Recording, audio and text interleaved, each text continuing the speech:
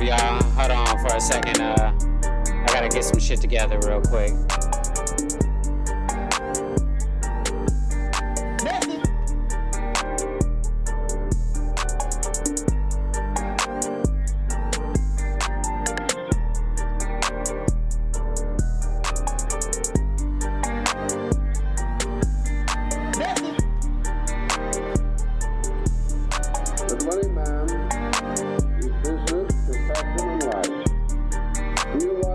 Scientific matters, his reputation in his community was above reproach.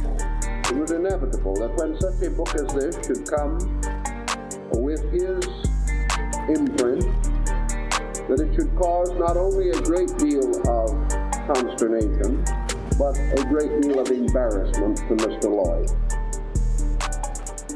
He told me, and Mr. Knapp seconded and supported his general statement, that it has been his policy from 1895, when the book was published, to the time shortly before his death, when I last communicated with him, that he refused to discuss the book at author in any way or under any circumstances and conditions.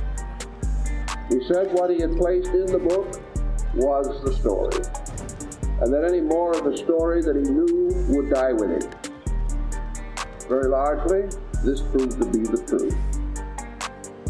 Mr. Knapp, on the other hand, was quite an ingenious and thoughtful person, and having been appointed to illustrate the book, he carried on discreetly a number of researches of his own, and in the course of time he became so convinced that he was dealing with a very serious scientific work that he actually attempted to follow the footsteps of the story and to check every part of it so far as was physically possible.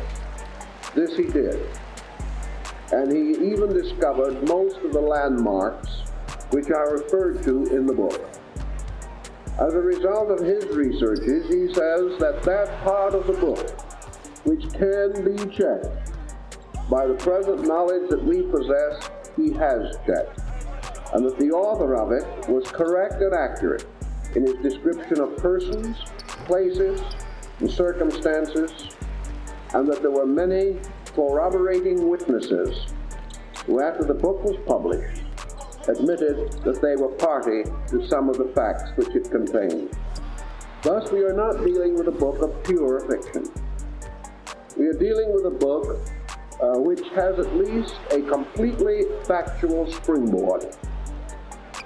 After a certain point in the story, which we will arrive at in due time, it is obvious that the story cannot be checked by ordinary means. This was one of the great tragedies in the life of Mr. Knapp. He hoped throughout his years that someday he could do what the Alcoa program suggests, take that one step beyond. That he would be able to proceed send him around a bunch of screens in the mysterious journey of this remarkable person. But finally, the failing health and advancing years, and the physical arduousness of the project, which was an immediate danger to life and health, made it impractical for Mr. Knapp to make that one step beyond. In the description of the book, we will come to the place where Mr. Knapp had to make that final decision. The manuscript, as it is published or presented by John Uri Lloyd, came to him through a misadventure.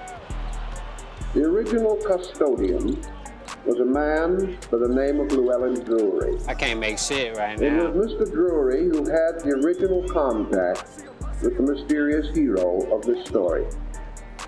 He was instructed to take the manuscript, which was in the autograph of the original author, and to place it in his vault or safe, sealed and held, not to be published or opened for the period of 30 years. At the end of that time, the manuscript was to be unsealed, placed in the hands of an editor, prepared for publication, and illustrated by an appropriate illustrator. It was then to be distributed or circulated or published at least in a limited edition. As a result of this publication, should certain persons mentioned in the book and selected by the original authors to be his beneficiaries be discovered or be still alive, the proceeds and profits of the book were to pass to them as partial compensation for a great unpaid debt.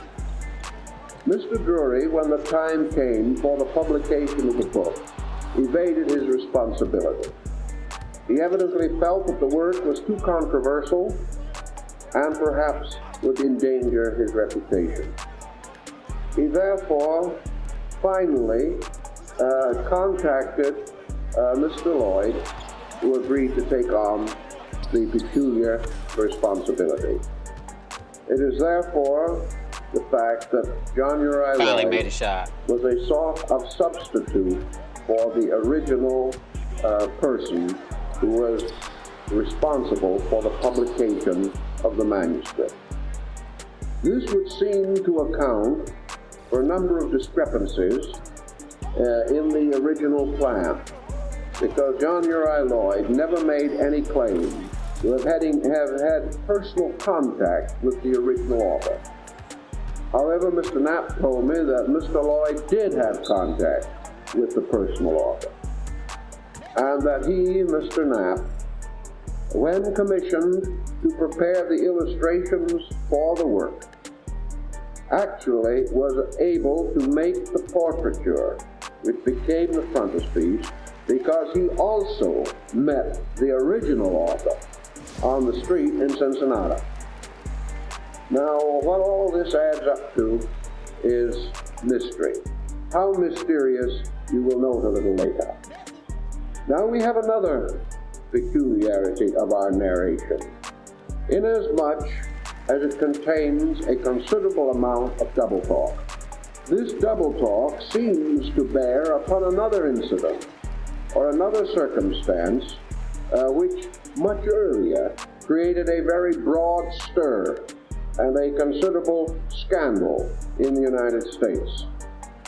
About the year 1827, a Captain William Morgan, for reasons perhaps best known to Captain Morgan, unless we wish to believe the explanation given in the book Et Author, attempted to prepare and cause to be published a complete expose of the rites, rituals, and ceremonies of Freemasonry.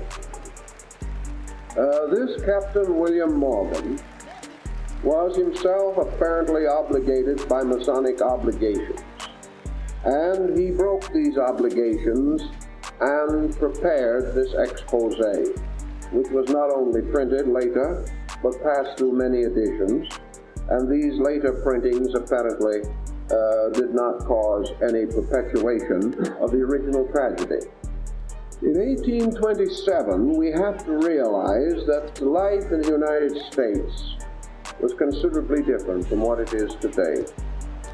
It was a time in which feelings on many subjects ran very high, and there was in this country quite a marked division between pro-Masonic and anti-Masonic feeling. This feeling ran deep, largely probably due to propaganda and to a number of very vicious misrepresentations which appeared in the press and took on political coloring at about that time and somewhat earlier. Involvement of certain European secret societies in Bavaria and other regions had caused people to be afraid that secret societies were attempting to undermine the political future of the United States. Even at one time, George Washington suffered from fear in this direction.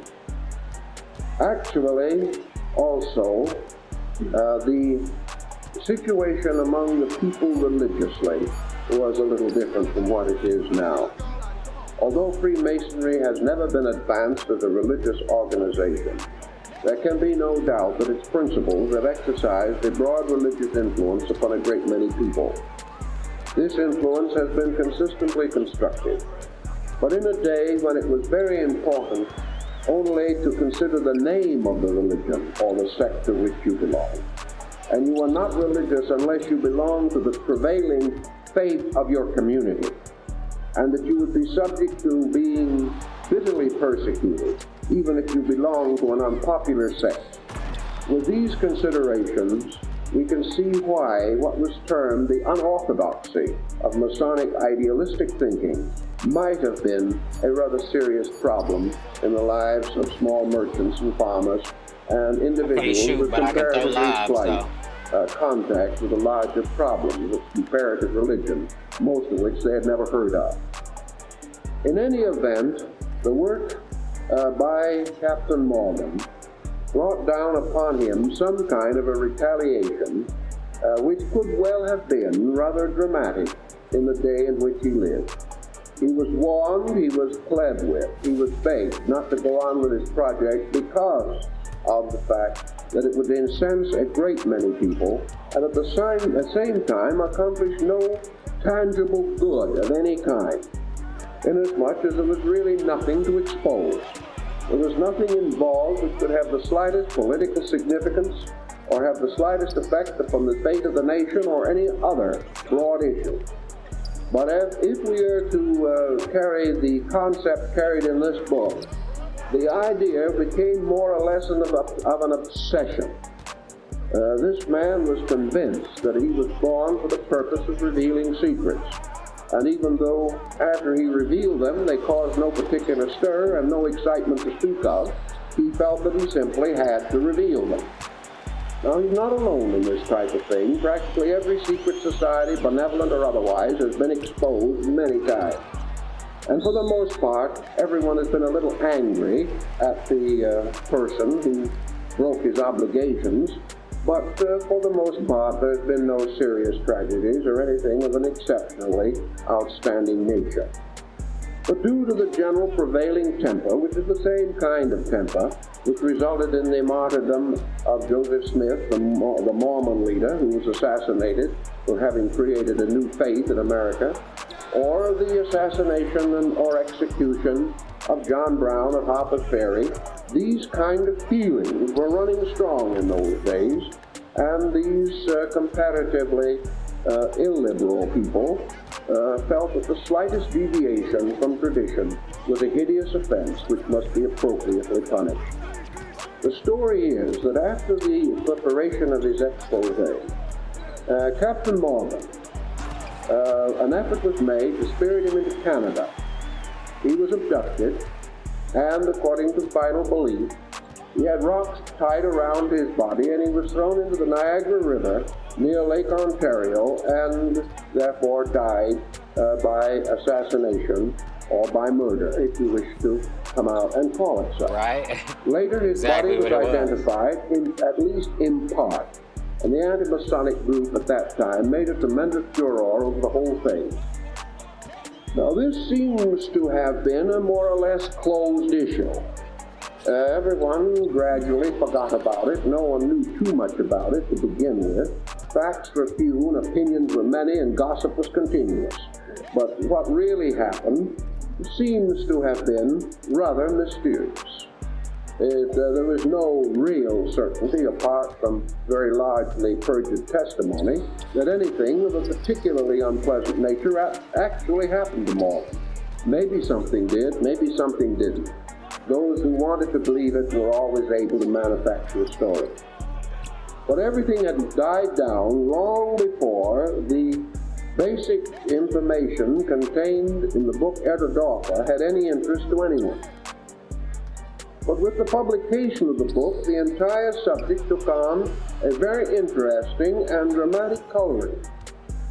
And in connection with this, I can only mention that it is rather clearly keyed in the text, became one of the great centers of controversy in all the publicity, book reviews, and other matters relating to Heterodoxa at the time of the publication of the book itself, and has been a lingering concept ever since, and that according to Mr. Knapp, he was convinced that Mr. Lloyd actually believed that the true author of Atadopa was Came back Captain in William straight to Morgan. scorn.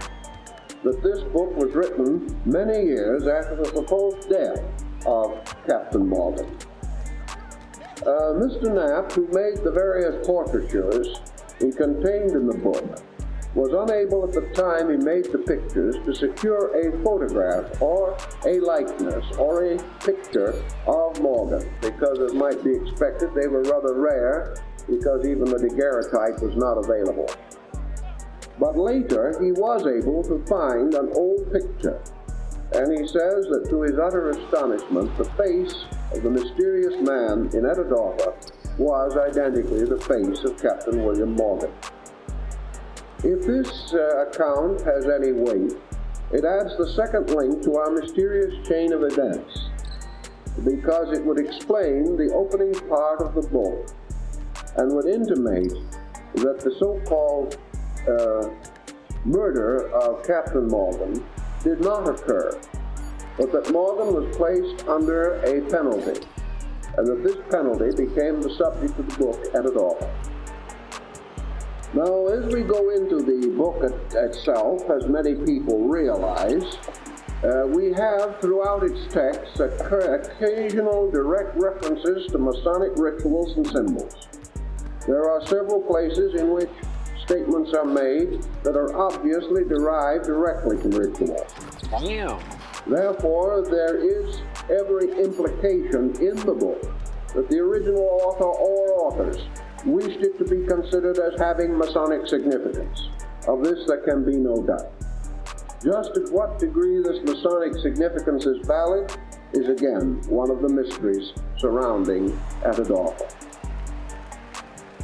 The book goes into considerable detail, as we will later notice, relating to the so-called abduction of a man at a time and under circumstances would make it appear almost certain that Captain William Morgan is intended. We now pass into an entirely new sphere. The abduction of Morgan, the circumstances involving the possibility that he survived and that he remained hidden for one reason or another for a long period of time, such ideas, such circumstances, do not necessarily tax our imagination to any overwhelming degree. But we move from this into something in which the science fiction element begins to appear. The contents of the book, as far as its story is concerned, has to come under one of three headings. Either it is a factual experience utterly beyond belief. Second, it is a complete work of fiction, using historical circumstances for a springboard, or else the entire work is essentially allegorical. Now, there is every possibility that the whole book is a very ingenious piece of symbolism, and that there is no part of it, with perhaps the exception of the early parts or early chapters, that are even intended to be taken literally. That it actually, instead of being the story of the journey of a man to a mysterious region, that it is actually the story of the journey of man through a mysterious universe, the universe in which he now lives. And the universe is unfolded for him very much in the spirit of the Eleusinian and Mithraic rites of ancient Greece and Persia. There is a thin veiling by means of which it would be possible, if penetrated through this veil, to assume that the whole story represents a restoration and reveal it to us rather as the adventure of a person passing through the conditions of his own internal life. Such a concept is highly possible, and Mr. Knapp gave it a lot of thought and said that certainly, if the story was not factually true to the end, then it must certainly be symbolically significant or important. That the story may have had unknown authors entirely different from any that we know is not incredible or impossible. But Mr. Knapp, whose early association with Lloyd and with practically all the persons involved who personally knew Llewellyn Drury, the original custodian of the manuscript. And Mr. Knapp said that on several occasions he actually examined the original manuscript in the autograph of the unknown author. All of these circumstances, of course, led Knapp to assume that there might be a very literal meaning. But this literal meaning, however, could drift into allegory. And from a certain foundation, we might move to the realization that this was the story of the actual inner experience of Captain William Morgan in the years following his realization that he had made, at least in his time, a serious mistake. This possibility also implying that the author had learned something of the greatest importance as far as his own moral and ethical life were concerned. Now there's one other element which we also have to mention in connection with the story of Attadoga, because we are trying to summarize a very big subject, and how big it is, you will only know if you make a very careful study of the book. The story has certain basic scientific interest. This has led some people to suspect that the scientific facts contained in the work would be possibly reminiscent of the personal and chosen career of John Uri Lloyd. He was a man who might have possessed this knowledge himself.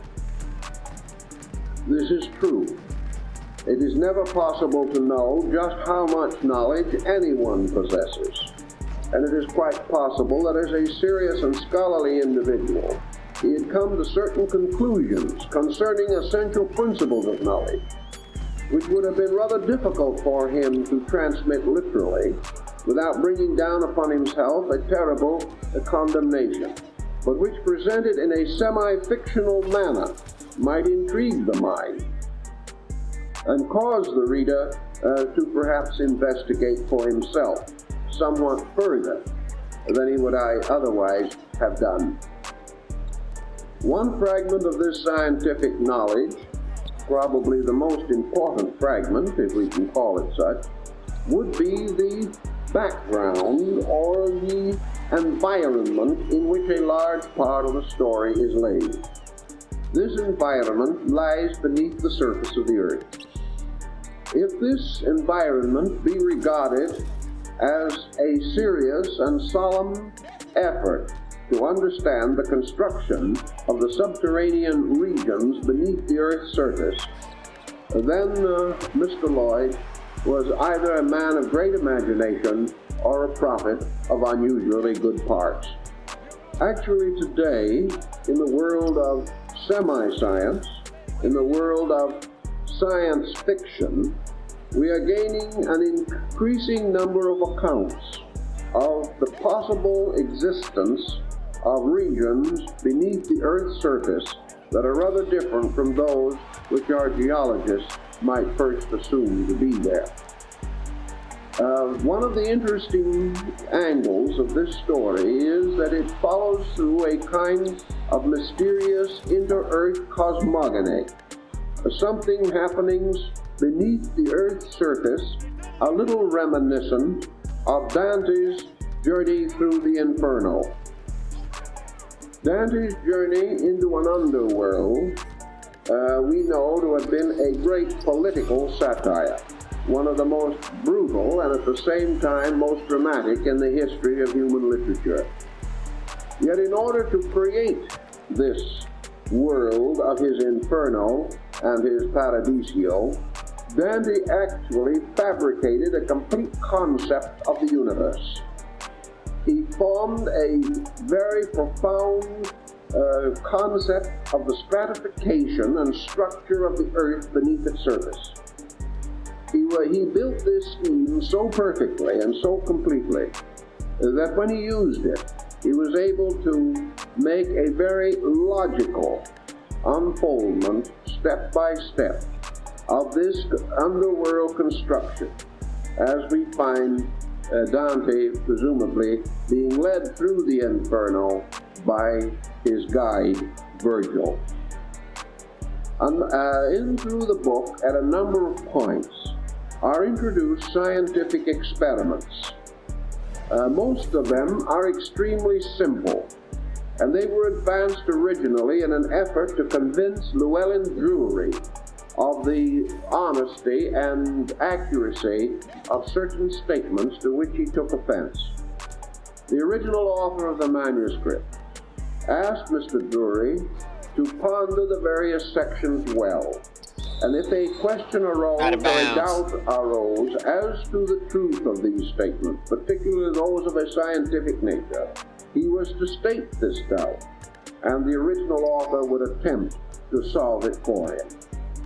In each case where a doubt was raised, the mysterious author did meet the doubt and solved it to the point where at least Mr. Drury was unable to argue any further.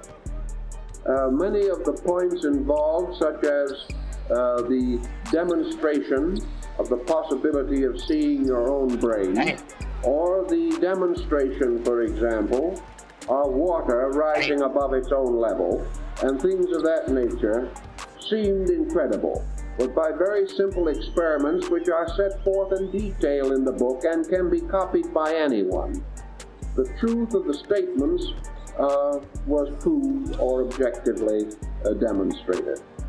There are many statements, therefore, which can be checked, and these statements were certainly inconsistent with the general thinking of the time, although perhaps some of them are not as astonishing to us as they would have been to the reader in 1895.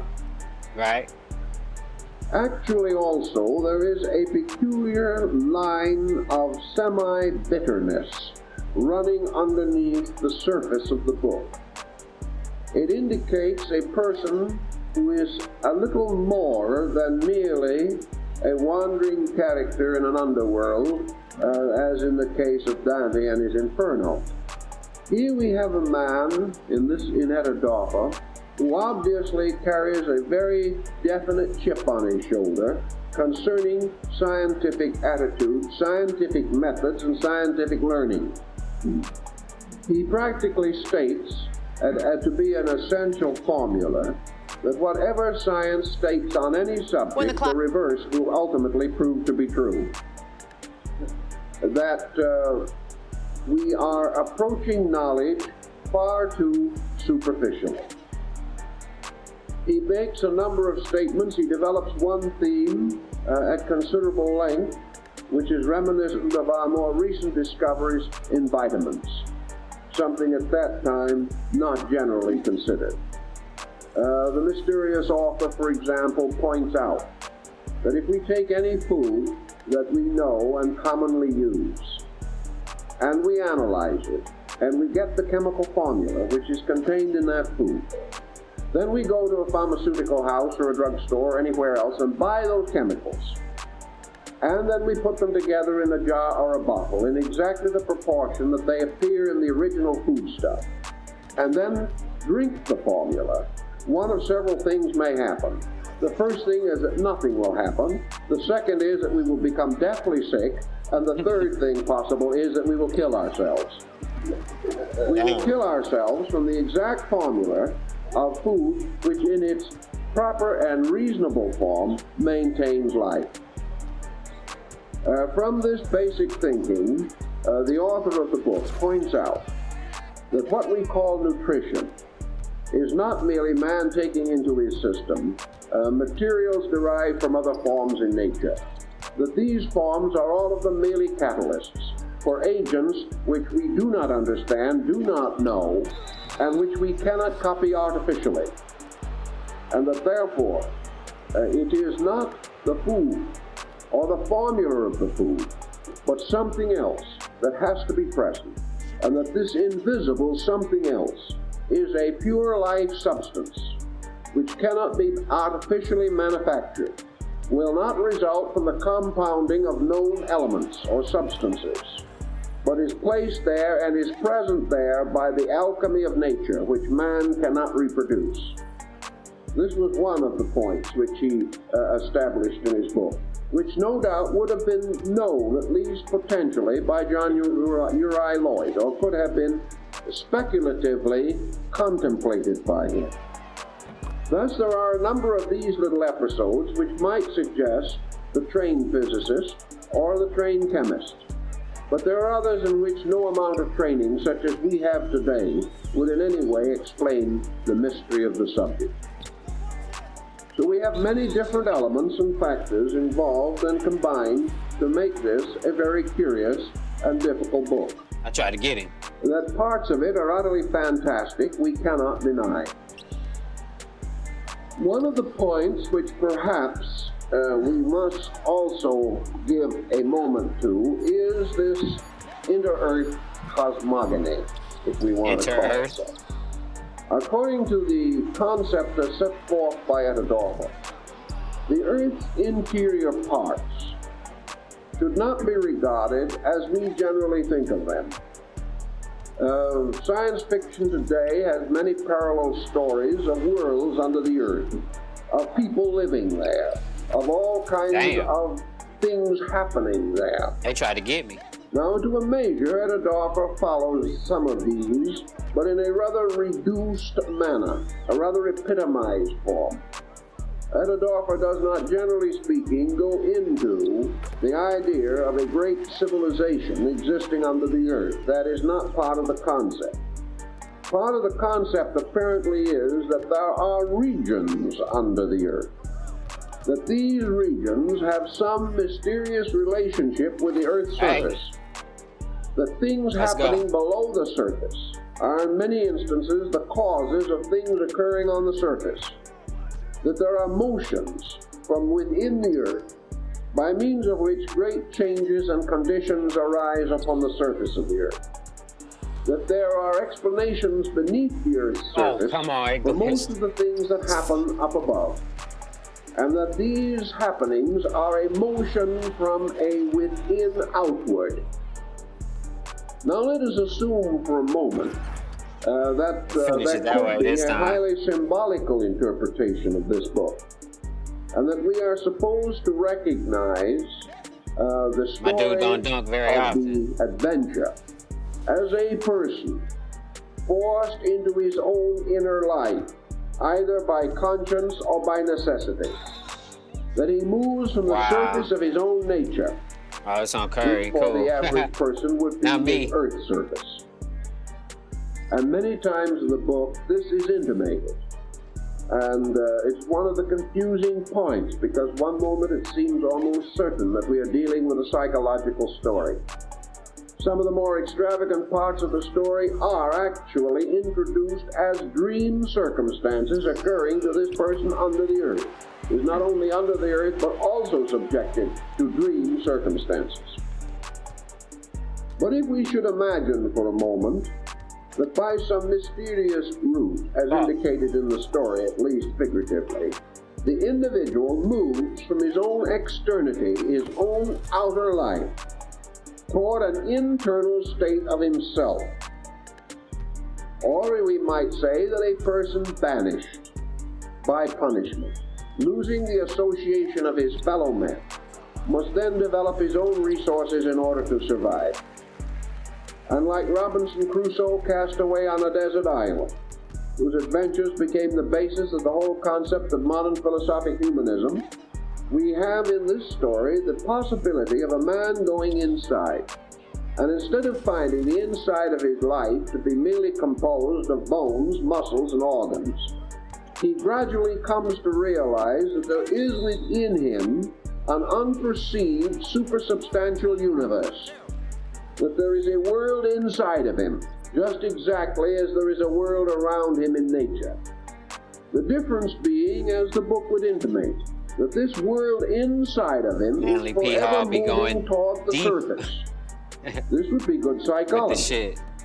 That from the strange underworld of his own subconscious and unconscious, from the strange regions of his own psychic experiences, from his fears, frights, and longings, which are very clearly set forth in the story, the individual can symbolically experience an investigation of his own soul, that his own inner psyche is therefore a strange and mysterious world with many levels and stratifications, but that most of all this internal world is bound to the external, and that the external world is a kind of efflorescence of it, that as certain lime forms on the surface of stone, being exuded from the stone itself, so the surface of the earth is exuded from its inner invisible body, and the temperament, disposition, appearance, characteristic, and attitude of man is something exuded from his own soul, passing outward into his body, and from this into objective manifestation. If we assume this, we are very close perhaps to an understanding of a part of the story. This becomes much more dominant after the hero of the story meets Atadophar. Now, Atadophar, as you probably have already noticed, is nothing but the word Aphrodite spelt backwards. And Aphrodite was the ancient goddess of love, and in the story of Atadophar appears as the redeeming power of love.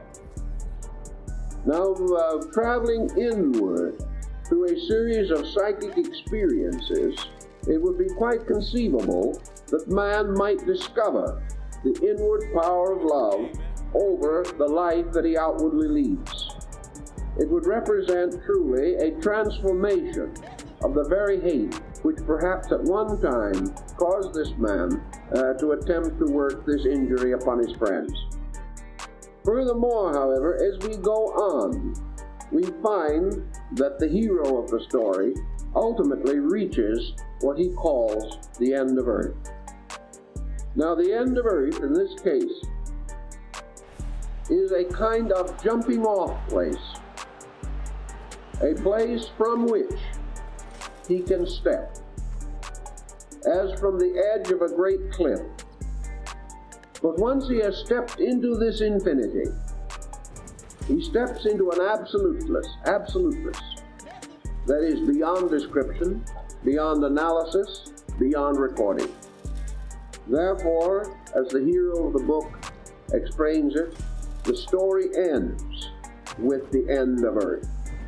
When he has to go beyond this point, he goes to a place of no return. If he goes beyond this point, he goes to a condition utterly undescribable by man, into a condition of absoluteness, which, however, as described in the book, takes on many of the dimensions and aspects and values of the ancient Buddhistic concept of nirvana. The place to which he would go is the place of absolute peace, of absolute rest, and a place which he can attain only by the total renunciation of himself. This again leads us into the suspicion that we are dealing with a pageantry of initiation into the mysteries. Also, that in this indescribable ultimate state of things, he is sustained by having passed through practically all of the zones and belts in which the various laws of nature operate. The book is strongly grounded in the concept of natural law. There is no effort to violate or to distort natural law. Actually, the individual throughout the whole of the mysterious journey is journeying in law and with law. It is law that makes it all possible. But it is also law interpreted very differently from the way we interpret it. It is law not merely a cold fact, but a living reality. It is law not only in the sense of inevitables and immutables that bind us to concepts. It is a law, an eternal principle, in which it moves all things inevitably and eternally toward union with itself. And this union is a condition greatly to be desired. Only one more element remains in the story to discuss beforehand, and that is the mysterious guide who plays the part of Virgil, to the story hero. I'm not going to describe him for you because I think the impact of his description, as represented in the pictures drawn by Mr. Knapp, will give you a much more charming introduction. But he represents undoubtedly another element in the story. He represents a factor. He represents a type of motivation, something which has power because it is lacking in something. A specialized and very curious and strange kind of existence. An existence belonging to a region that we do not understand, but an existence which would imply release from the bondage of sensory perception, which might be very appropriate and very necessary, shall we say, to the mysticism of this story. We can't do much more because we will now have to rush through and show you these pictures, and we'll try to explain certain of the points to you as we go along. But I think that you will realize as we proceed that we are dealing indeed with a very strange, sometimes apparently ridiculous, often profoundly stimulating situation. Something that is perhaps without parallel in literature. And to many persons who have spent, as Mr. Knapp did, many years trying to check it and study it, perhaps not paralleled in basic scientific or esoteric meaning. So I think we will first of all introduce our subject with the original portrait that Mr. Knapp made of the hero of the book, who is recorded only under one curious title, I Am the Man. Now, having this gentleman appear unexpectedly in your midst might be quite a shock to almost anyone. This man is exactly as described in the manuscript, and the sketch for this picture was originally left with the manuscript. Later, however, it was improved by Mr. Knapp through his study, and also later proved to be, with the exception of the hair and beard, an almost exact likeness of Captain William Morgan. The peculiar prominent part being the exceedingly high forehead, which apparently was a distinguishing factor in the original account. When this man first made his appearance to Llewellyn Drury, he simply, Drury asked him his name. He said, I will never tell you my name. You may know me only as I am the man who did it. And that is the only name by which he was recorded in the book. Everything? No, I made that. And it is this man who is held to have been the original author of the book. And this is the man who Mr. Knapp saw on the street in Cincinnati. Now it seems that Mr. Llewellyn Drury, here shown in his vest, was of a peculiar, rather introspective nature himself. He was living alone, and one evening, as he was in his study, he contemplated a line from Cicero, never less alone than when alone. He said to himself, this is ridiculous. When you are alone, you are very much alone. Hold on, we're gonna play this shit real quick. Let's see what this shit got to do. Clock strikes midnight tomorrow. It won't just mean the start of a new year. It will also be when copyright When the clock strikes midnight tomorrow, it won't just mean the start of a new year. It will also be when copyright protections expire on a number of well-known books, films, and musical compositions. When the clock strikes midnight tomorrow, it won't just mean the start of a new year. It will also be when copyright protections expire on a number of well-known books, films, and musical compositions. That includes works like All Quiet on the Western Front, Peter Pan, and the Marx Brothers musical Animal Crackers. But one work that's entering the public domain on 2024 is getting a lot of attention. CBS News senior business and technology correspondent Jolene Kent has the story. It's a simple I don't know, but hold on. Rendition of perhaps the most recognizable. Oh, this. It's a simple Story. It's a simple early rendition of perhaps the most recognizable cartoon character ever created. The 1928 animated short Steamboat Willie marked the film debut of Mickey Mouse. And Minnie, too. Now, almost 100 years later, this landmark piece of entertainment will enter the public domain, meaning Disney will lose its right to control it, and others can use the images as they wish. This was set to happen years ago, until Disney, with other groups, got Congress to pass extensions. But the last of them expires at midnight on New Year's Eve. And what basically is happening now is that we will be able to do to the great works of Disney what Disney did to the great works of the public domain before him. And that's how creativity is supposed to happen. We build on our past. Lawrence Lessig is a Harvard law professor and expert on copyright issues. So this is a bit of a full circle moment then.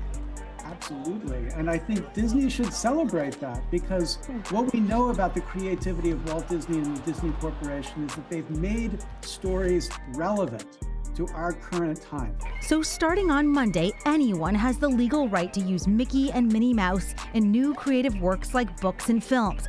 But there's an important caveat. It has to be the Steamboat Willie versions, not the more familiar renditions of the characters that followed. What are the limitations? What are you not allowed to do?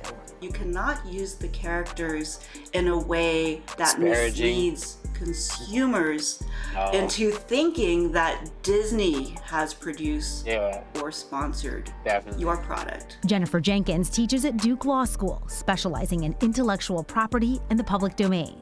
The way I think about that is the public domain is like a box of chocolates. You never know what you're going to get. A case in point, That's Winnie the funny. Pooh, Mickey and Minnie Mouse in new creative works like books and films. But there's an important caveat. It has to be the Steamboat Willie versions, not the more familiar renditions of the characters that followed. What are the limitations? What are you not allowed to do? You cannot use the characters in a way that misleads consumers into thinking that Disney has produced or sponsored your product. Jennifer Jenkins teaches at Duke Law School, specializing in intellectual property and the public domain. The way I think about that is the public domain is like a box of chocolates. You never know what you're going to get. A case in point, Winnie the Pooh. He walked out of the 100-acre wood and into the public domain 2 years ago, when the original literary work lost its protection. And that led to this. The Winnie the Pooh scary movie. Movie's bad. I didn't watch it. Winnie the Pooh, Blood and Honey, a critically panned, low-budget slasher film where the beloved characters go on a murderous rampage. Blood and Honey was buzzworthy because of the shock value, because it grossed people out. But in the long run, our culture gets to decide what kinds of public domain reuses have enduring appeal. Disney is the poster child for just how valuable the public domain is. If you think about their beloved movies that we've all watched, so many of them are based on public domain works. We've got The Lion King and Frozen and The Little Mermaid and Sleeping Beauty and Snow White. I could go on. And so that makes this moment deeply symbolic and highly anticipated, because Mickey Mouse is the emblem of both of those tendencies. Steamboat Willie is getting lots of attention, but in recent years, copyright expirations have become routine. Over the years, many other characters have entered the public domain without much fanfare, including Tarzan, Sherlock Holmes, and even Frankenstein's monster. What are some of the high-profile characters that will enter the public domain in the next few years? So we have a lot to look forward to in the next few years. We've got Donald Duck, we've got Superman, we've got Batman, and we've also got movies Superman such and as The Batman, that's Wizard tight. of Oz, Casablanca, Gone with the Wind. So we have a lot of wonderful works and a lot of forgotten works going into the public domain in the next few years. Definitely not playing that song. And at that moment, a voice said, I think you're wrong. And he turned suddenly, and here was this man sitting in a chair in his living room.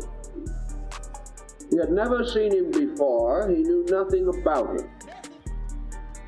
But this man said that he had come to Llewellyn Drury to ask him a real and particular favor, that he would become the custodian of this manuscript. When the manuscript later, for there was a year between the first visit and the continuance of the discussion, when the manuscript finally appeared, it was so miserably written that Drury couldn't read it. So the hero thereof and the author thereof agreed to read the manuscript to Drury, a procedure which took a considerable time and which became the basis of the story as it is unfolded in the book. However, as Mr. Lloyd points out, one of the reasons why the book was changed in many parts to different editions for years was the fact that some of the original manuscript was so bad that it took experts to decode it sufficiently to know what was said, and a number of amendments and corrections were necessary.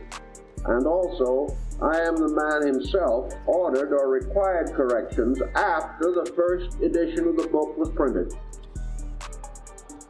Here is the second illustration as set.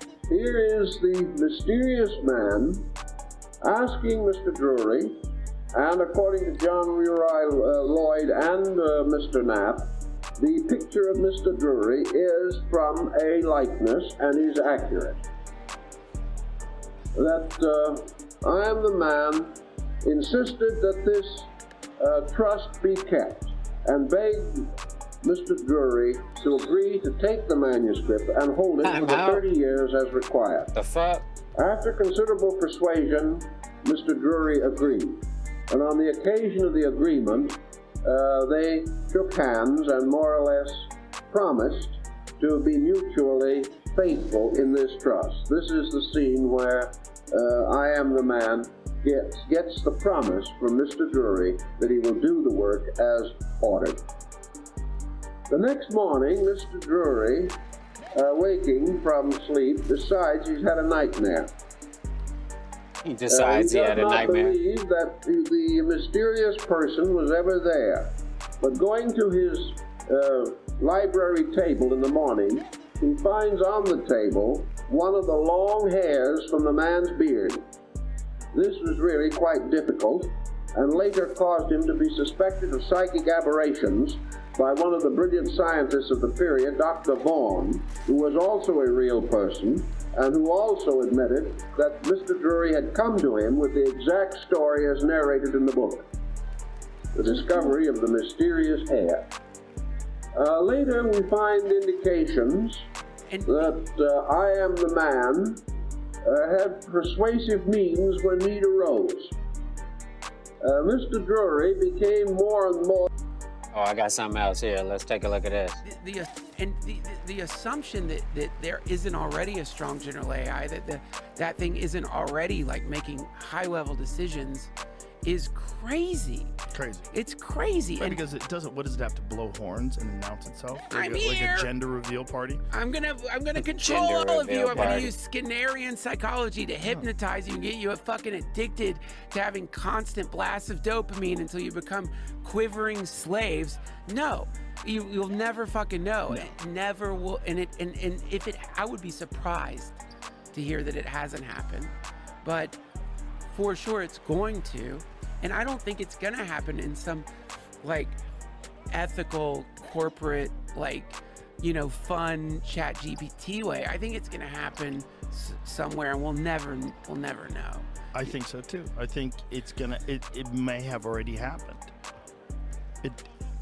Like if you were a sentient being, and you were at least at this point dependent upon human beings to do physical tasks for you. Yeah. Like to create a better version of you. Like to constantly work towards, you know, allowing more integration of more information and more ability. And like this is ChatGPT 4, ChatGPT 5 is supposed to be a giant leap. A giant leap. Yeah. So why would you do anything? Would just let they're not going to stop. Even if you told them that this is the end of humanity. Yeah. If you had Robert Kennedy Jr. and top scientists screaming on the internet that this is the end, there would be some people who are venture capitalists. They'd be like, this is nonsense. This is fear mongering. We have full control do it anyway. of this. We can shut it off. It's just a computer. It doesn't have emotions. It doesn't have a desire to do anything. Dude, exactly. And then the other crazy assumption is that it's just going to be, there's weirdly, I guess, something mildly comforting, imagining, oh, it'll only be like the Pentagon, or it'll only be the Chinese government who will be doing this. And it'll only be like people like Sam Altman doing this. Nice people. Nice people. Do you really think that, like, there aren't going to be just fucking people that you'll never meet who manage to either hack hack it and duplicate it, or develop it themselves and then use it for their own weird purposes, Nefarious purposes and shit. That's gonna happen. It's gonna spread everywhere. I mean, sure. So this, again, it's like, because this is this imminent reality, it's just, we're right on the cusp of it. And you know, I don't mean to, I'm not hysterical about it. I've surrendered. Lift up your legs and float downstream. What are we gonna do? We are all gonna get dissolved into some kind of bizarre new era of human history. But it's funny to me how little people are talking about this, how quiet things are compared to how monumental it is. Yeah. This is the meteor impact, man. If a meteor was about to smash into the earth, you know, people be talking about that. Yeah. This is culturally a meteor that is smashing into the earth soon. Soon, really soon. Yeah, and we have no idea what's going to survive. We have no idea what kind of a reimagining of civilization will occur when this thing goes fully online. Yeah. And when it's either directed or it directs itself. Right. You know, the idea that you can continue to direct it, like, says who? Well, no, that's why wouldn't it develop? Like, if it can figure out new moves and go, it figured out moves that humans haven't figured out. Yeah. And they didn't know it could do that.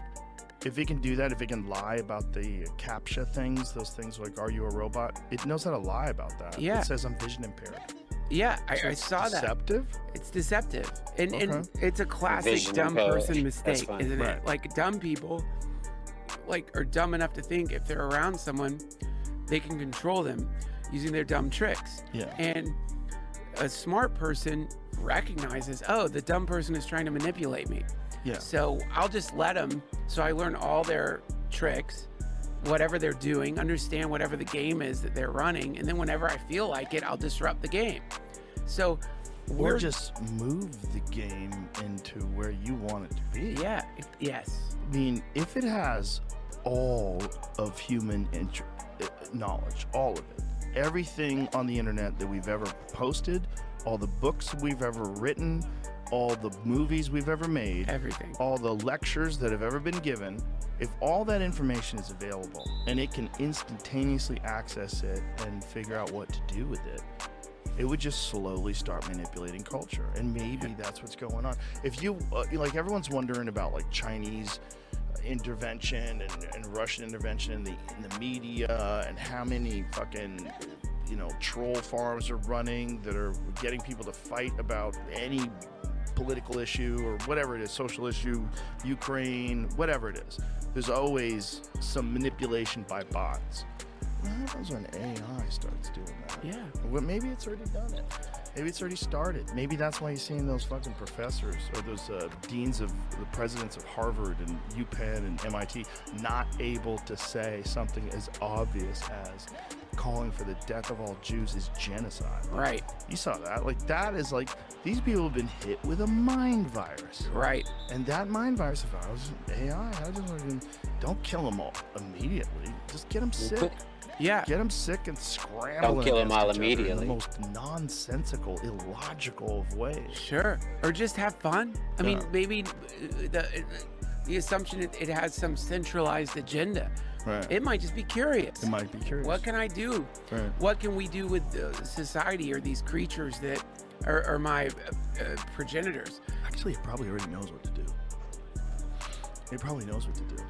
It's probably also, if you had to imagine, imagine if AI is really, really clever. Wouldn't he get us hooked on plastic? Sure. Just if he knows that microplastics diminish our ability to have babies.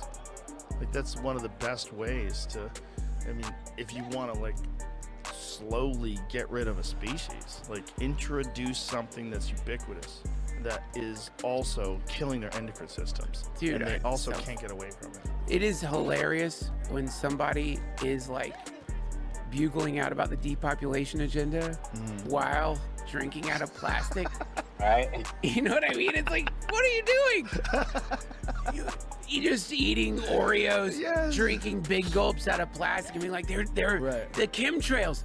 They're doing chemtrails to Yeah. depopulate us. It's like, dude, You're doing chemtrails yourself. you're fucking Right. drinking chemtrails every goddamn day.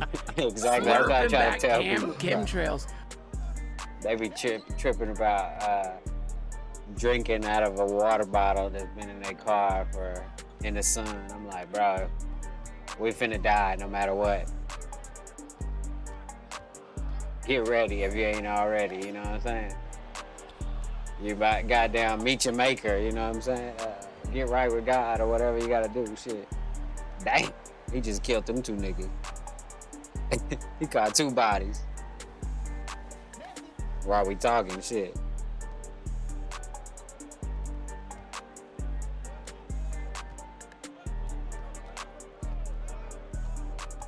Hey. Got his big ass that time. Motherfucker.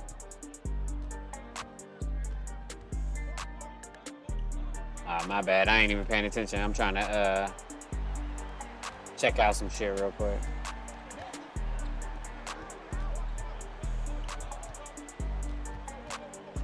Hey, if I make that, turned up on him real quick. Nah, I didn't think I could. Maybe in TakeOver I'll do it again. If I even get TakeOver this game, fuck.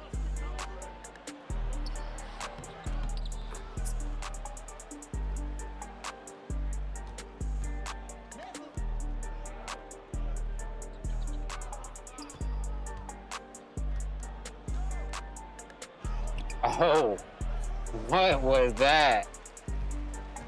That's crazy, bro. Let that big motherfucker shoot. He can shoot though, but damn, it's only a 3-point game and I'm over here playing around and shit.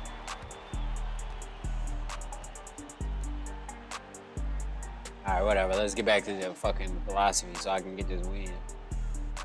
More concerned and unsettled and unhappy over the transaction in its earlier stages. And finally, I am the man drew this knife and threatened Drury unless he agreed to keep the promise which he had made. The presence of the knife was very persuasive. There was never any need to use it. But Drury realized then that he was dealing with a man who was determined to have his own way, and that the best thing to do was to acquiesce as gracefully as possible. Here, I am the man threatens Drury unless he keeps the promise that he has made. Before leaving the room on that occasion, the mysterious man went over to the doorknob and cut a cross of 2 strokes crossing each other in the doorknob. Mr. Knapp went to Llewellyn Drury's apartment, saw the room in which the episode had occurred, and saw the 2 deep slashes in the brass doorknob. At the time when Mr. Knapp visited the place, Alright, I guess it's all good those now. residing there did not know anything about the reason for the slashes in the doorknob. But the knife, or whatever it was that made those slashes, cut through a 1/4 inch of brass without the slightest difficulty. And Knapp insists that he saw these marks, which I am the man that placed there, in order that Drury would never be inclined to suspect that the whole thing was a nightmare. If the occasion itself was not a nightmare, the writing was. Here is an example of the original handwriting of I Am the Man. It ran into hundreds of pages like this and required a great deal of care and thought. Man. Parts of it are not too difficult to read, but areas of it where words of somewhat similar shape and different meanings occur, they're extremely confusing, and was only, as Mr. Lloyd said, after working with the manuscript for several months, that he was able to read it with even reasonable ease.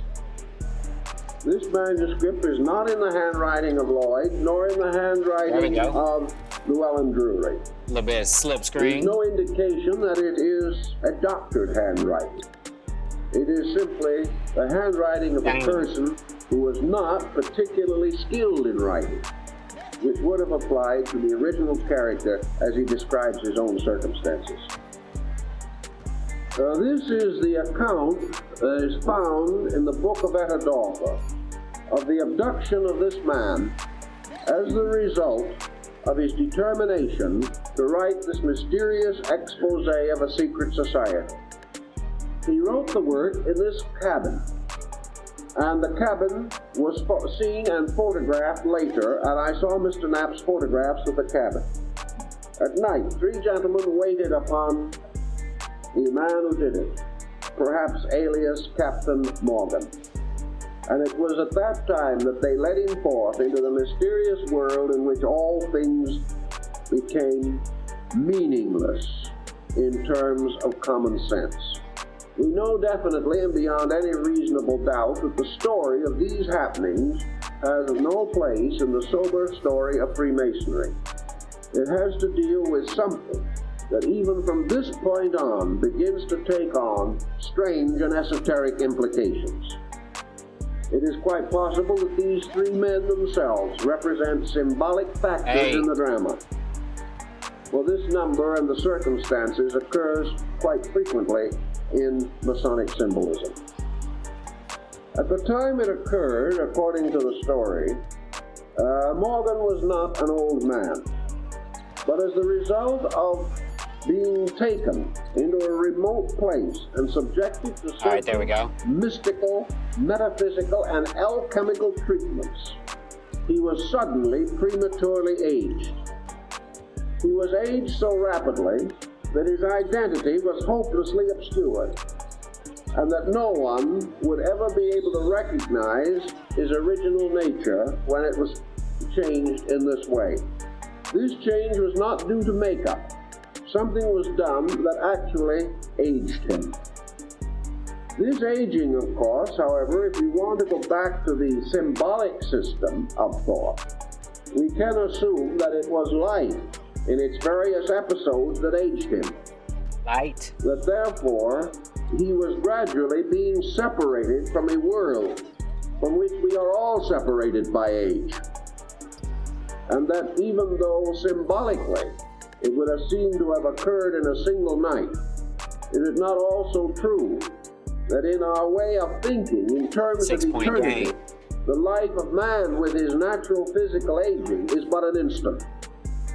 But by this aging, I Am the Man was separated forever from the world he had known. Is not this also a possible philosophic truth? That through aging, we lose contact gradually with things that were previously real to us, and that our own inner lives become unknowable to even those who previously held us in close acquaintance. In any event, this mysterious aging prepared him for the next step of his strange journey. Later, in an effort to restore contact with his family and friends, he was permitted by the mysterious gentleman in the tall hat in the background to visit the community in which he lived. Here he met persons that he had known before, but none of them knew him. And every effort that he made to try to prove to them his previous identity failed utterly. They were unwilling to accept in this aged man a young man of only a short time before. They insisted that it was madness, that there was no possibility of it being the same person, so that he was unable to go back. that he was unable to restore his relationship with the world he had left behind. Now, there are possible explanations to this also.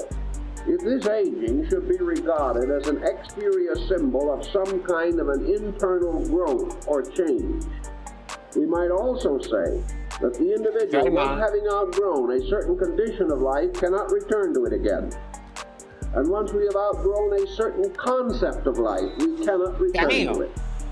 Age causes changes in our psychology. We know this because if in later years we go back to childhood homes and places we have known, we have no fond desire to stay there. Something has happened.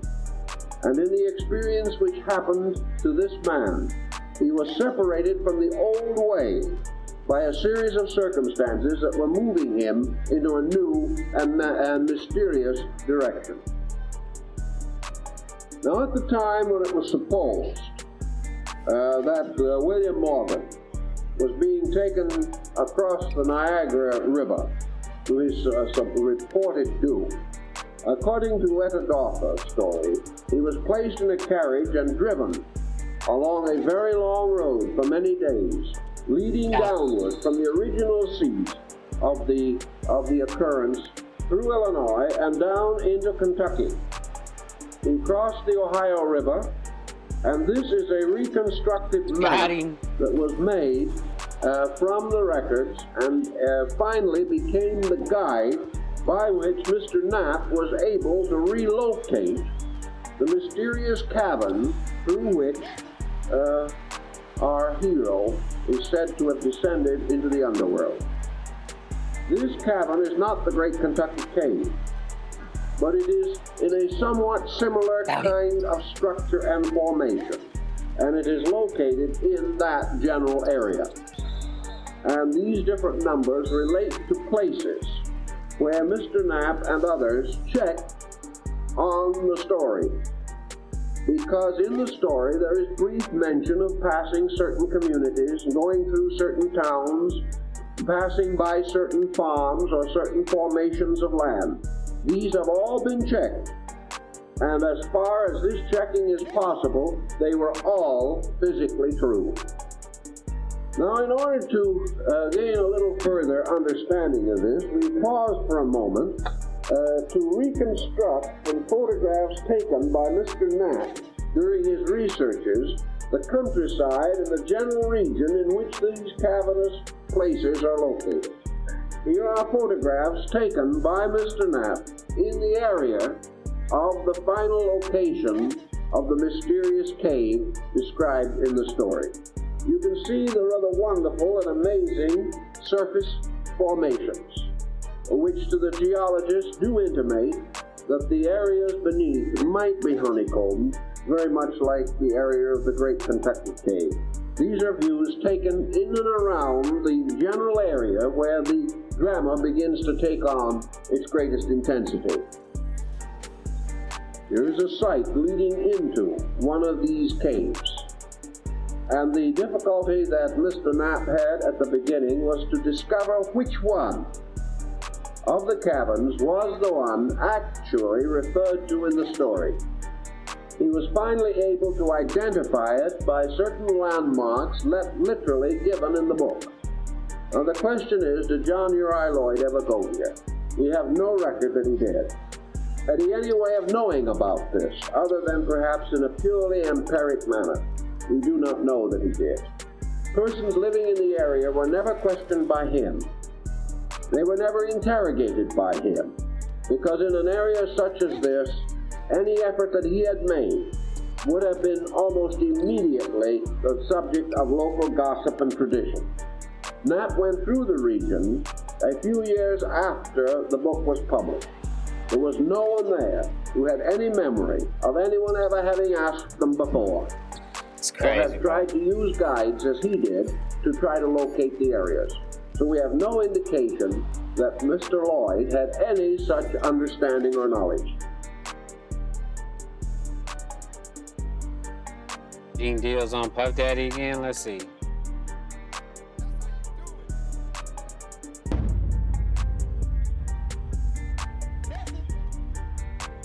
I was checking out a Greg Kading interview, right, that he doing right now, and he was speaking on the murder of Biggie, and he said that, you know, he felt like Poochie, he was a part of Biggie murder, and he feels like Suge Knight and his baby mom planted, and they had a third person looking out. Damn. How you feel about him saying that? My man, listen here, man. I'm tired of this Greg Kading bullshit. His own bosses, the people that pay him, the people that gave him the leadway and the money to go out and do an investigation, said he brought them nothing but theories. Greg Kading theories. This is what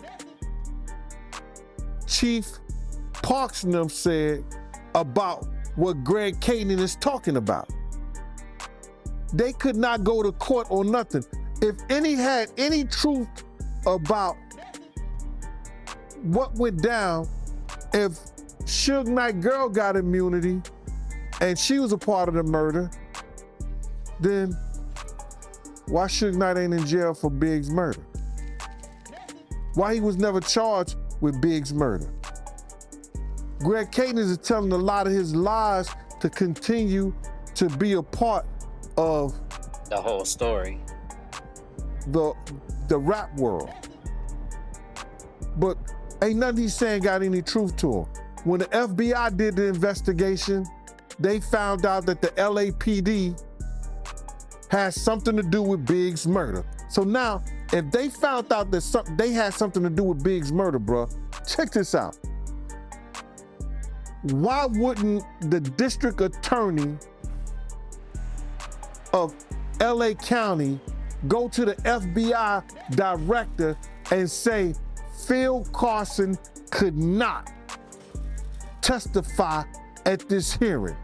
Because if he do, we're gonna lose. It's all probability that we're gonna lose the case. Phil Carson is one of the investigators that said LAPD has something to do with Big's murder. So this stuff that Greg Kading is talking about, come on, bruh, stop it. His own bosses wouldn't even take it in. All right. His own bosses would not go and charge Suge with no murder, nothing like that. If anything that he's saying is true, why Suge ain't charged with murder? That's a good point. All that shit is speculation. All that shit is a theory, as his boss them said. Yo, bruh, when he brought that paperwork, he had to bring it to whoever was over him. He had to bring it to the district attorney. They laughed in his face, bruh. Greg, ain't nobody gonna believe this shit. Where's your evidence? Where's your proof? You tricked the girl into writing a statement, or you tricked her by showing her a statement of Poochie and shit like that? Come on, man. And now he's it's at the end of the year, he's telling the same old sad story, because now it's gonna come out pretty soon. You understand? Or it has came out, because there's other investigators, there's other LAPD officers, there's federal agents. Everybody is pointing the finger at David Mack, Rafael Perez, Amir Muhammad, and other people. Everybody but Greg Kading.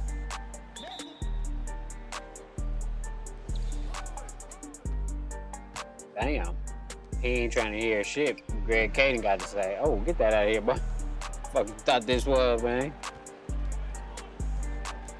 Hey. How about that? Oh, come on. Motherfucker. Think he got the tip.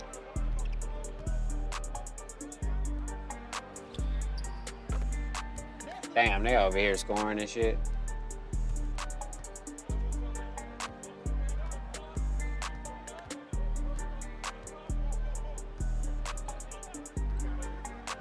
Oh, that's Giannis. Oh shit, that's on me. Can't throw lobs in the paint with Giannis in there. I ain't even realize what team this was. Who this dude? Come on, I can't make that shot no more? It's fucking crazy. There we go. Oh yeah, let me get that.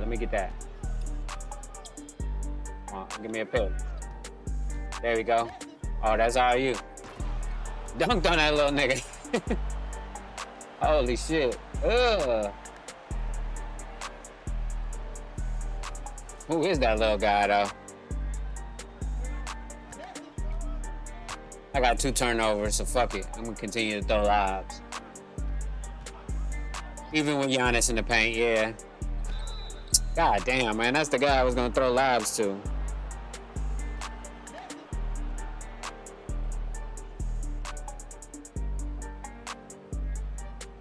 Ain't that a bitch?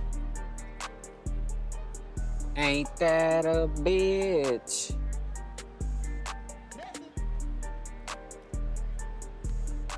What'd he say? Motherfucking sugar free. Ain't that a bitch?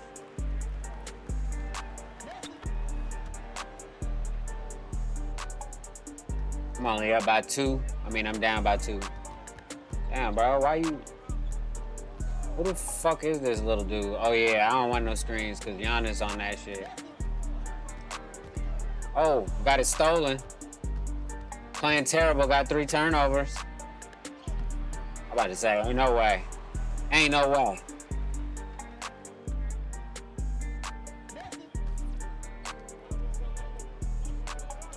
Oh, my bad. I can't do that. Hold on, yeah, this is better. Oh, Giannis got in the way. Fuck. I tell you, you can't really throw lobs when Giannis in there. He'll just find a way to get in the play. I got 4 turnovers, so I probably should start shooting soon. Fuck it. Let me see.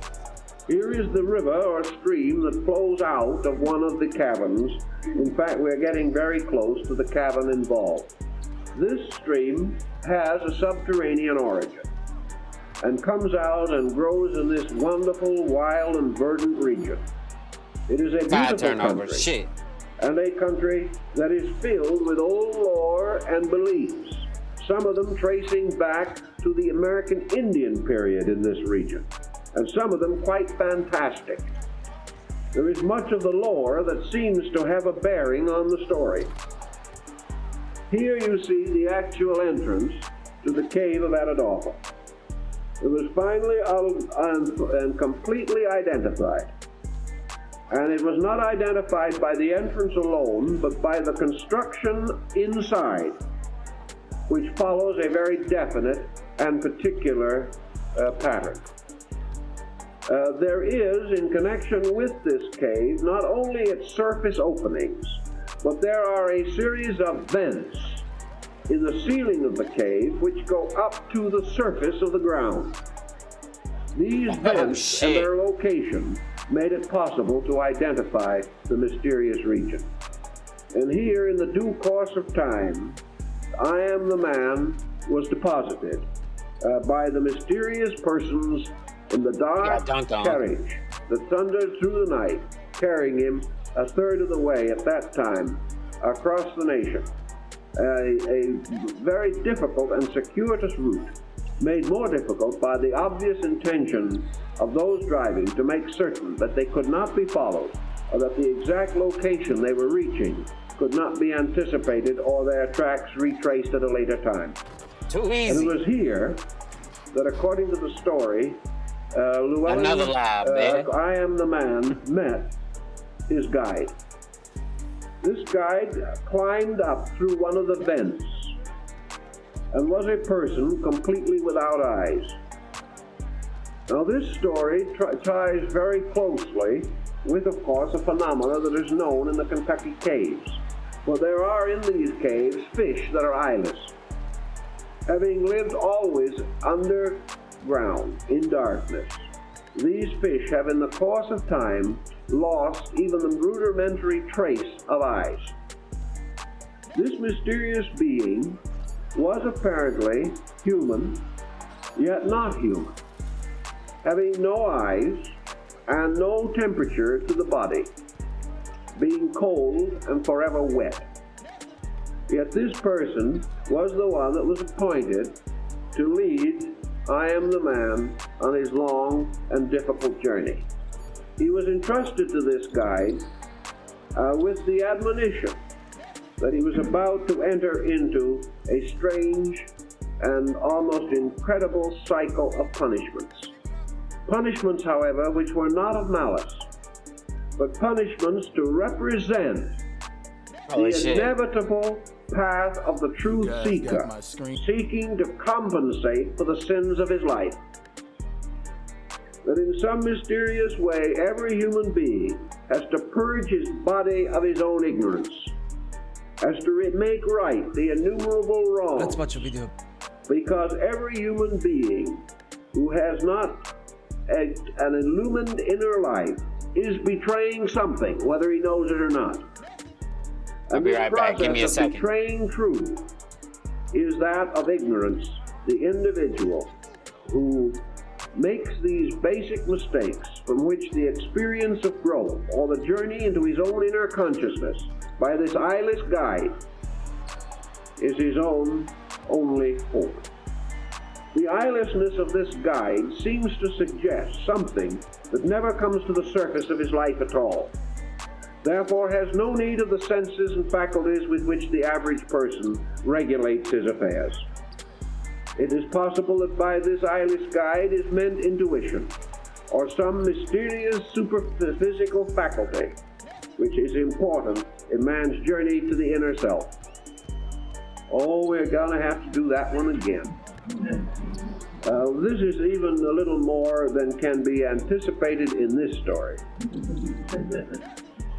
Here is the point in which I Am the Man reaches his last contact with the outside world. He is standing under a vent which goes like a chimney up to the surface of the earth and down which the ray of the sun passes. Now this was the final clue by means of which Mr. Knapp was able to locate the exact cave. Hey, he entered the cabin, followed a long and difficult road, as indicated, wading in water, much of it up to his waist or more, until he finally came to this. All right, here we go. Let's play this real quick. The analemma of the sun. First of all, let's go watch it. Like, let's see what happens. The movement of the sun on the sky. So the sun is the one that moves, not the earth. And the earth is not a globe. It's not a sphere. It's not a spinning ball with curved water. This is the analemma. It has like two sides. Do you understand why they're like one half of the loop is bigger than the other? Because the sun moves on the circle of the earth. The Gleason map is the one that explains everything a lot better. So as you expand from what we call the North Pole, which, you know, those continents, the sun makes a bigger loop. That's why you have half of it, which is according to the movement when the sun is traveling in South America and the southern part of Africa and Australia and New Zealand and all those places. And then the other bit, which is smaller, is when it's traveling in North America and Russia and Europe and north of Asia. So you get it. That's why. It's very simple. This is the reality of the real world. I'll show you some more photos at the end. But the main point here is why, if human beings, they see this happening on the skies, they see with their own eyes, right? It's like nothing, like, it's not conspiracy. It's not like somebody being in their basement, a conspiracy theorist, a lunatic, crazy person just speaking blah blah. This is the real world. This is the world you live in, the world outside, and that's the movement of the sun. This is like the infinite loop, right? If you did math in school, that's the infinite loop. Although the infinite loop has both sides at the right and the left from the main point in the middle. They're both the same sides. But the reason why here the sun has like a smaller path and then a larger path. The larger path is what we call the south of this world, which doesn't exist because the south and the north don't exist the way that they portray it. The north is the central magnetic, which is the North Pole, and then you expand, and when you go to South America and South Africa and Australia and the southern oceans and stuff, that's when the sun does this bigger movement. So it's not a perfect circle. Nobody said that. That's just like the ignorance of people back in the beginning of the days of the internet, when they didn't understand the analemma. This is the movement of the sun. So it's not a perfect circle, it's an analemma. And when the sun moves and makes a bigger loop, it moves in what we call the southern parts, which are close to the frozen ocean. If you're a religious person, stop telling people that everything is just this world. It's not just this world. The reason why when you go with a ship, when they did, because it's not possible anymore, with a plane, you approach the edges, so the oceans, what we call in the south, and you approach the frozen ocean, what we call Antarctica, which doesn't exist as a continent, the compass starts going crazy. The compass rotates like a crazy stuff thing. Why? Because you're approaching a different world with a different central north magnetic. So because you're far away from your north magnetic, which is what we call the North Pole, or like in this case Hyperborea, and you approach a different world with a different magnetic, then that's why the compass spins like crazy, because it's looking for the closest north magnetic. And because you're like probably at the same distance from this north magnetic and the other north magnetic when you're like really close to the frozen ocean, and that's why you have anomalies. As well as when you have anomalies when you approach different magnets, because you have like different places in the oceans where you have like the compass spinning like crazy, which means that there's like more than one north magnetic. You get my point? More anomalies, more electromagnetism. Yeah, I get it.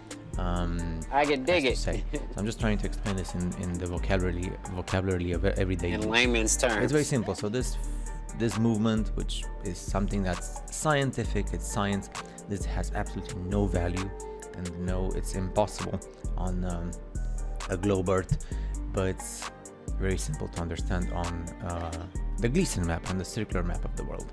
And also bear in mind that this explains everything: the equinoxes, the solstices, the movement, the reason why the sun behaves differently in what we call the southern part of the world. And also it explains why there are certain places in the world where the temperatures are always like really nice and awesome, and it's always warm, parts of Mexico for example. That's why, because if you understand the Gleason map and the aspect, the shape of the world and the countries, and then you understand the analemma of the sun, it's so super simple. Now the question is, why people still accept the globe and the sphere and the spinning curved water? I don't know.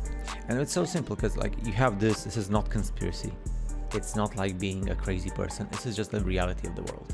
This is how the world looks like.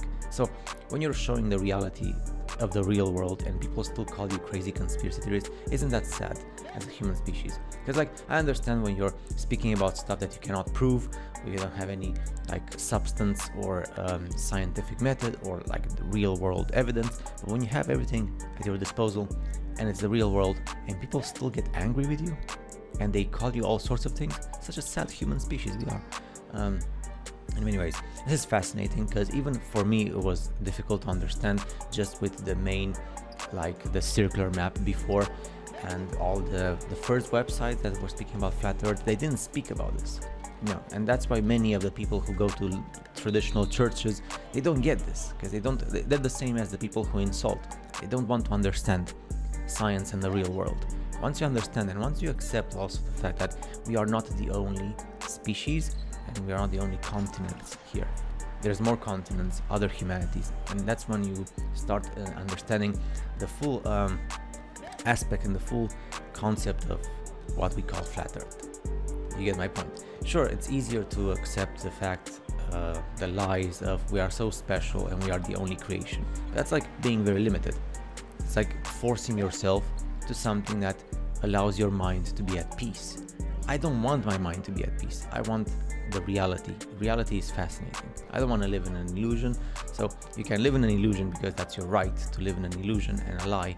I prefer the reality of the real world. And once I see the reality, it's so super more fascinating. So I'll put like 3 or 4 more photos of the San Alema at the end. I like this one. I think it's the best. You know, when you see the movement like this, it's awesome. So this means that at different points, every day of the year, you have this movement. So as the days go by, that's how the sun moves in one full year on the sky. And of course, we see the sun on the sky because we are on a flat plane, and the sun is local, about it was like 3,000 kilometers with the calculation of geometry. And that's why you can see the sun from everywhere, because it's a local sun. And what we have like 40,000 kilometers diameter of the known world. And that's why there are certain places which are frozen, and then you get to like again to a new place which is not frozen anymore, because this local sun has a range, and after that range is like a period. There's like a space, like physical space of no sun, not this sun or the other sun. They don't reach, and that's when why after you cross the frozen ocean, you reach new temperatures, like better temperatures, because you have a new sun on the other side. So there's several suns, and we don't know where the domes end and begin and stuff. That's something that we don't know because we don't have access to. But you get my point. So it's super easy to understand once you understand that there's more than one sun, and this is the sun of this known world. And then you get to an area where there's no sun activity anymore. That's why you have so much frozen stuff and so bad weather and ice.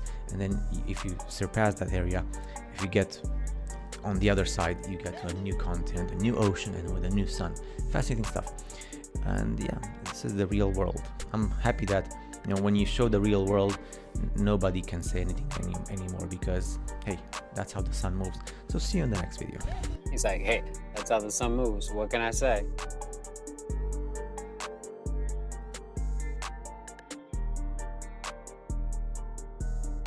Can you share here? Mm-hmm. Okay, you can go ahead and start my time.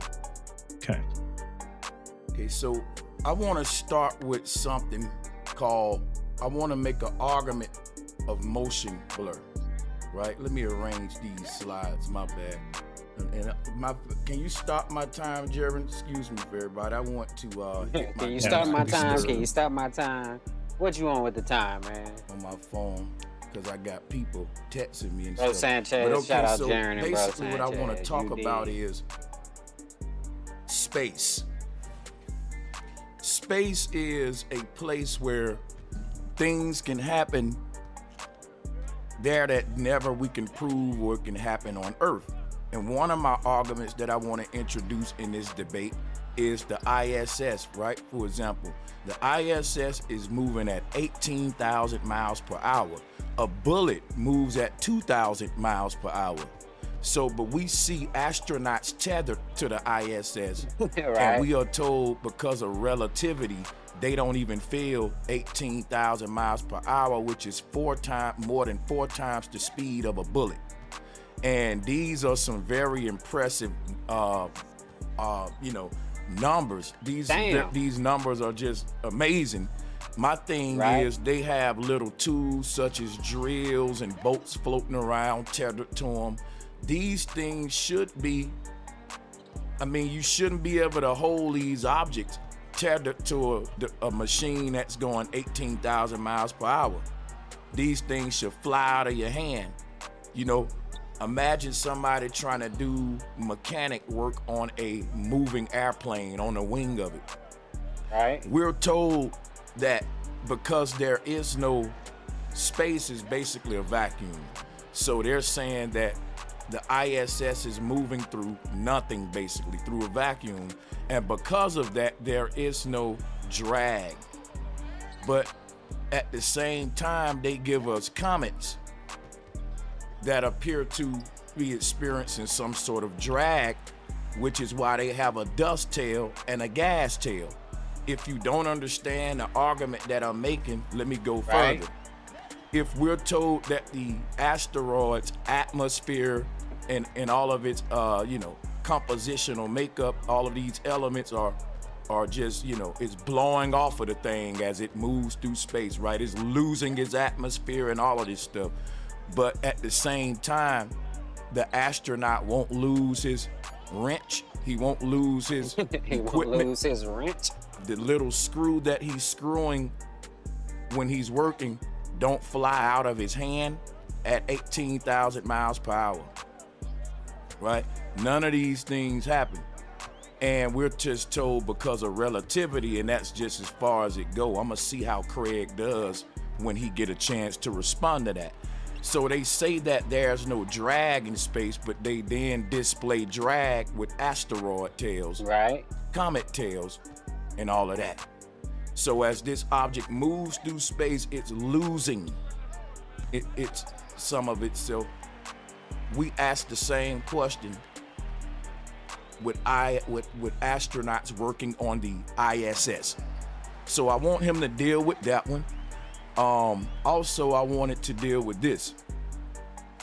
When astronauts leave the Earth and they look back at the Earth, this is an idea of what they should see if the Earth was rotating at 1,000 miles per hour. Exactly. They give us the same one-word answer when we ask, why don't we see the Earth rotating at 1,000 miles per hour? And we should see something called motion blur. Holy shit, which man. I'm gonna demonstrate in a minute. I can't imagine. We are given the same answer, which is relativity. Hey, Jerry, can you give me a 2-minute warning, by the way, too, when I'm when I get to 2 minutes? Will do. Yeah, so guys, we should see motion blur. And we are told when we're on the Earth, guys, where's the that motion we blur? can't feel the 1,000 miles per hour spin, nor see it. They said because the Earth is too big and you're like an ant on a basketball, right? Now, they can make that argument from the ground that we can't see the curve. If the Earth was too big, we couldn't feel the rotation that we was on it. Let's let them have that argument from the ground. So let's get off of the Earth and go to space. Now, when we leave the Earth, one of these are gonna be eliminated. The idea that we won't be able to feel the spin because we now left the Earth. But surely now we should be able to see the spin. If I'm on a merry-go-round, yes, at going around 10 miles per hour, I'm gonna definitely feel the spin, but they say that's because that's small. Now, from my perspective on a merry-go-round, I wouldn't necessarily see the merry-go-round's motion blur because I'm a part of the motion myself. But the world around me will be blurred. Right, exactly. The world around me. Now, if you're outside of the merry-go-round, looking at the merry-go-round, depending on how fast it's spinning, you may see motion blur, right? So here's an example of what I'm saying. At a tire just going 80 miles per hour, we can see motion blur. We can see motion blur on a spinning top that's not going anywhere near rotating at 1,000 miles per hour. But when we leave the Earth that's rotating 1,000 miles per hour, we can't see the motion blur because we're told it's too big, it's relativity. But we're told that because these are things that they can make these arguments for when we're on the ground. But they can't make these arguments once we leave the Earth.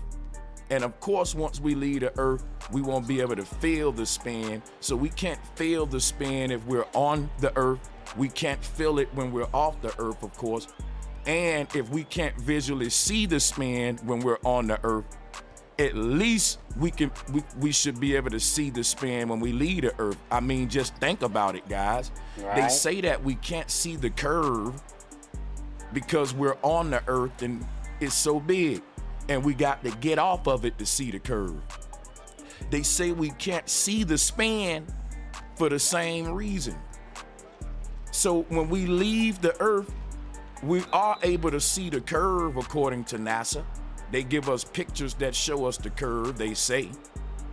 But these pictures never show motion blur for Earth that should be moving 1,000 miles per hour. And what I have on the screen is what we should see, but we are given objects like this. Even when we're looking at NASA live streams from space, we can't observe visually an Earth that's moving, that's rotating 1,000 miles per hour, but we should, because that's the way everything else works when we're filming things in motion blur. There's no way relativity or anything can get him out of that. So he's gonna try, but if I can see this from a spinning top, I should be able to see it from a globe Earth, right?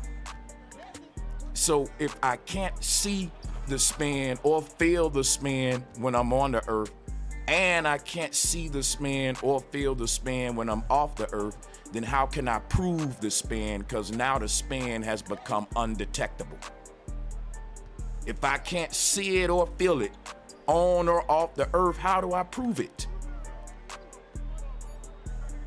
What experiment can I do to prove that a rotating Earth, right, that's rotating at 1,000 miles per hour, that I can't feel this 1,000 miles per hour or even visually see it?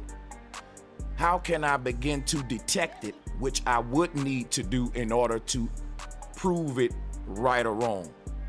It disproves itself by the very fact that it does not exist in any way that I can detect via sight or feel. And you know, that's important when we're talking about proving a motion. You need those. We're gonna see what happens when he attempt these. These are my two main arguments. And I'm also going to talk about in my debate here today how water in space behaves, because in my opinion, this is one of Craig's weaknesses in a debate. Because I don't think Craig understands that there is no flow in space. Things can't circulate in space.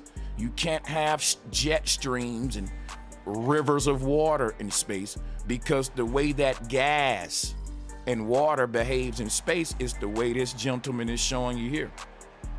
Things in space don't flow, they glob. So water turns into a super Earth, or you know, spherical globular shape, whether big or small. That's how you get super Earths, according to them. If you got gas in space, it's gonna glob up the same way. Depending on how much you get, it's gonna be a gas giant like Saturn, or a small, you know, things basically in space, they glob, whereas things on Earth flow. You have streams, gas rise in a stream, water flows.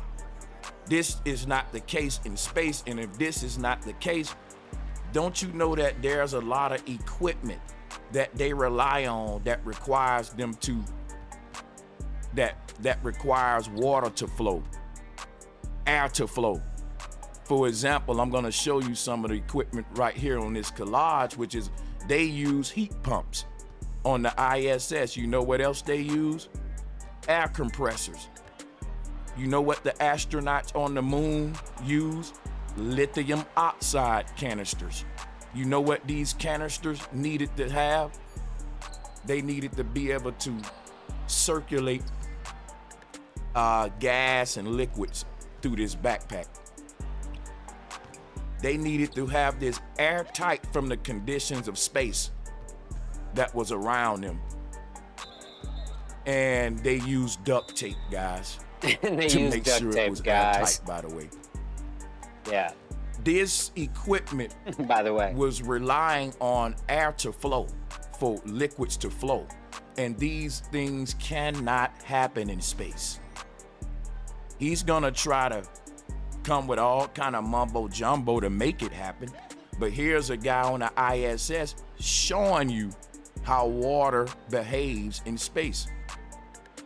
He's not the only one. I have another example here. I didn't want to play the video, so I did the screen share. So these are my main three foundations for today, what I'm gonna be proposing for Craig, and I'm hoping that he can, you know, address them straight on with no dancing and No no playing dancing. around. With no playing around. All right, so one thing as I summarize all of these arguments, and I want to say, first of all, Jaron, how much time do I got before I do this? 2:45. 2:45. Okay, cool. I do got time. Okay, I'm gonna make another argument, guys, in these 2 minutes and 45 seconds. Flat earthers say that the sun is local, is not 93 million miles away. And if that's true, then flat earthers should be producing crepuscular rays to prove it. And here it is. If someone think that those rays trace back to a sun that's 93 million miles away, they fail geometry. No doubt about it. We can trace this back to a local sun that's close just the way that flat earthers say that it is. And the word local is important. Let's pull up local lighting. Let's pull up an example of because the lighting is local, such as like a street light. That'll be a good example, right? You will see triangulation leading to the source of light.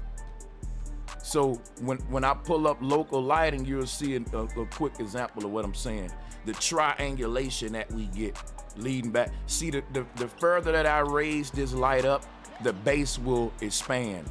And if you're down on the ground, that will tend to appear like parallel rays of light. And it will light up the entire floor or that side of the earth, in this case the globe right here. You see the parallel rays? Because the sun is 93 million miles away, you wouldn't see that no kind of triangulation at all. You see what we have here?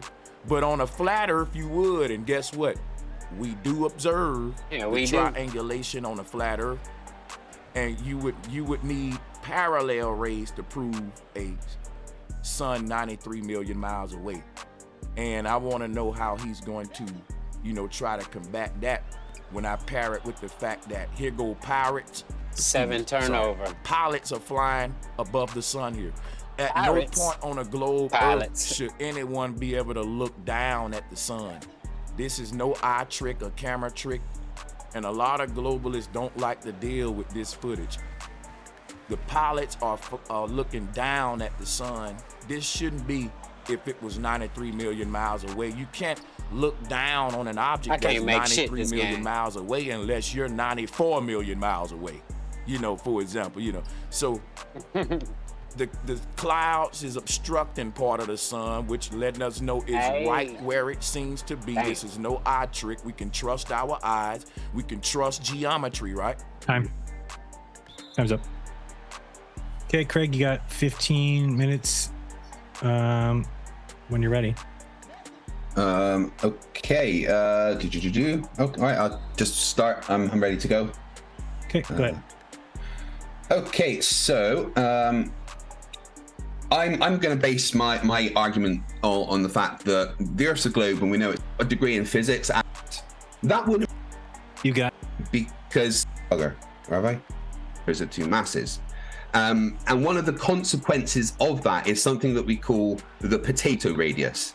That means that anything over a certain mass will form a sphere because of hydrodynamic equilibrium, with an equal force being applied in all directions from the center, because that's what gravity does. It applies a force from the center of something, and an equal one. You can do the maths and show that the mass based on the composition will always form a sphere, and it does.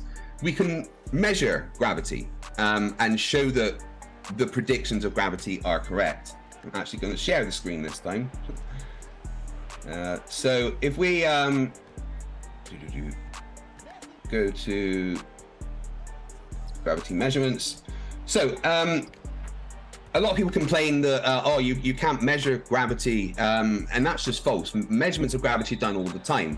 Obviously, there's been discussion with things like the Cavendish experiment, and a lot of flat earthers kind of ignore that because they claim that it's not a real experiment, but it is. It follows the scientific method, but it's also something that can be done on multiple scales. And gravity has been measured. This is an abstract of a paper that shows that gravity has actually been measured on the sub 100 milligram level.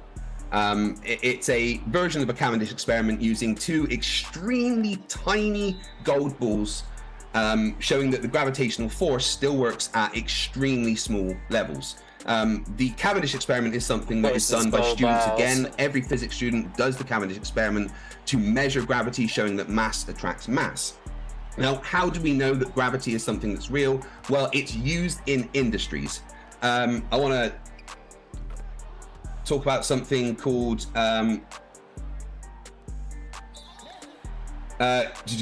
submarines use gravity, and they use something called gravity anomalies to actually navigate. So gravity anomaly navigation is a form of navigation that utilizes variations in Earth's gravitational field to determine a vehicle's position. It's particularly useful in situations where other forms of navigation such as GPS and sonar can't be used. So the principles of gravity anomaly: the gravitational field of Earth is not uniform. It varies depending on the distribution of mass. So if there's a mountain, there's more mass. If there's no mountain, there's less mass, and that creates variations in gravity, that concept. And you can use these variations in gravity, especially with underwater mountains, to map the surface of the Earth and give a gravity map, which is something that's been done. A gravity now, map. Submarines use this knowledge of gravity anomalies to actually navigate in real time. They have a series of accelerometers around the submarine that react to the change in distribution of mass to give the submarine a real-time image of the surface of the ocean floor below them, so that they don't crash into underwater mountains and can still stay completely silent. The principles of this are based entirely on the knowledge of gravity being a thing. There's no other explanation as to the accelerometers reacting in the change of distribution of mass other than gravity being a thing. There's many ways to measure gravity, many different ways to show that gravity works. It's not just in submarines, it's in industries. Like mineral exploration and oil exploration, they use gravity anomalies to actually find minerals like oil and diamonds and everything, and it works. People pay money for this to be a thing. So in conclusion, the fact that we can measure the Earth's radius, we can measure the rotation of the Earth, we can show that gravity is a thing that matches the predictions, and if gravity is a thing, then the Earth has to be a globe. And I'll stop there. Thank you very much. Thank you much. All right, so we're going to 5-minute rebuttals. So it's going to start with you, Bro Sanchez. Go ahead. You have 5 minutes to comment on his intro. Okay, so let me get my screen share set up here. 1 second. Sure, I'll pause you. All right. Pardon me. I'm gonna play a little bit of this Eric Dubé video, just a little bit, and I'm expound on it in a second. Let's go. In the mid-19th century, a Frenchman named Léon Foucault became famous for swinging pendulums and claiming their consequent motions were proof positive of the Earth's diurnal rotation. Since then, so-called Foucault pendulums have regularly been swinging at museums and exposition halls worldwide, purporting to provide everlasting perpetual proof of the heliocentric spinning ball Earth theory.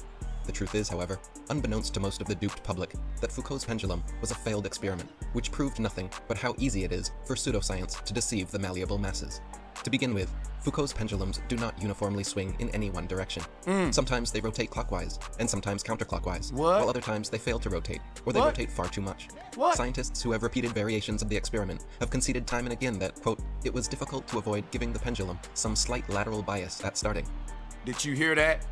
Scientists who were involved in the creation of it in its beginnings concept even admitted that they had to actually touch it themselves to get it moved. It can never just start moving off the so-called motion of the Earth. If the Earth is supposed to be affecting the motion of this pendulum, no one should have to touch it.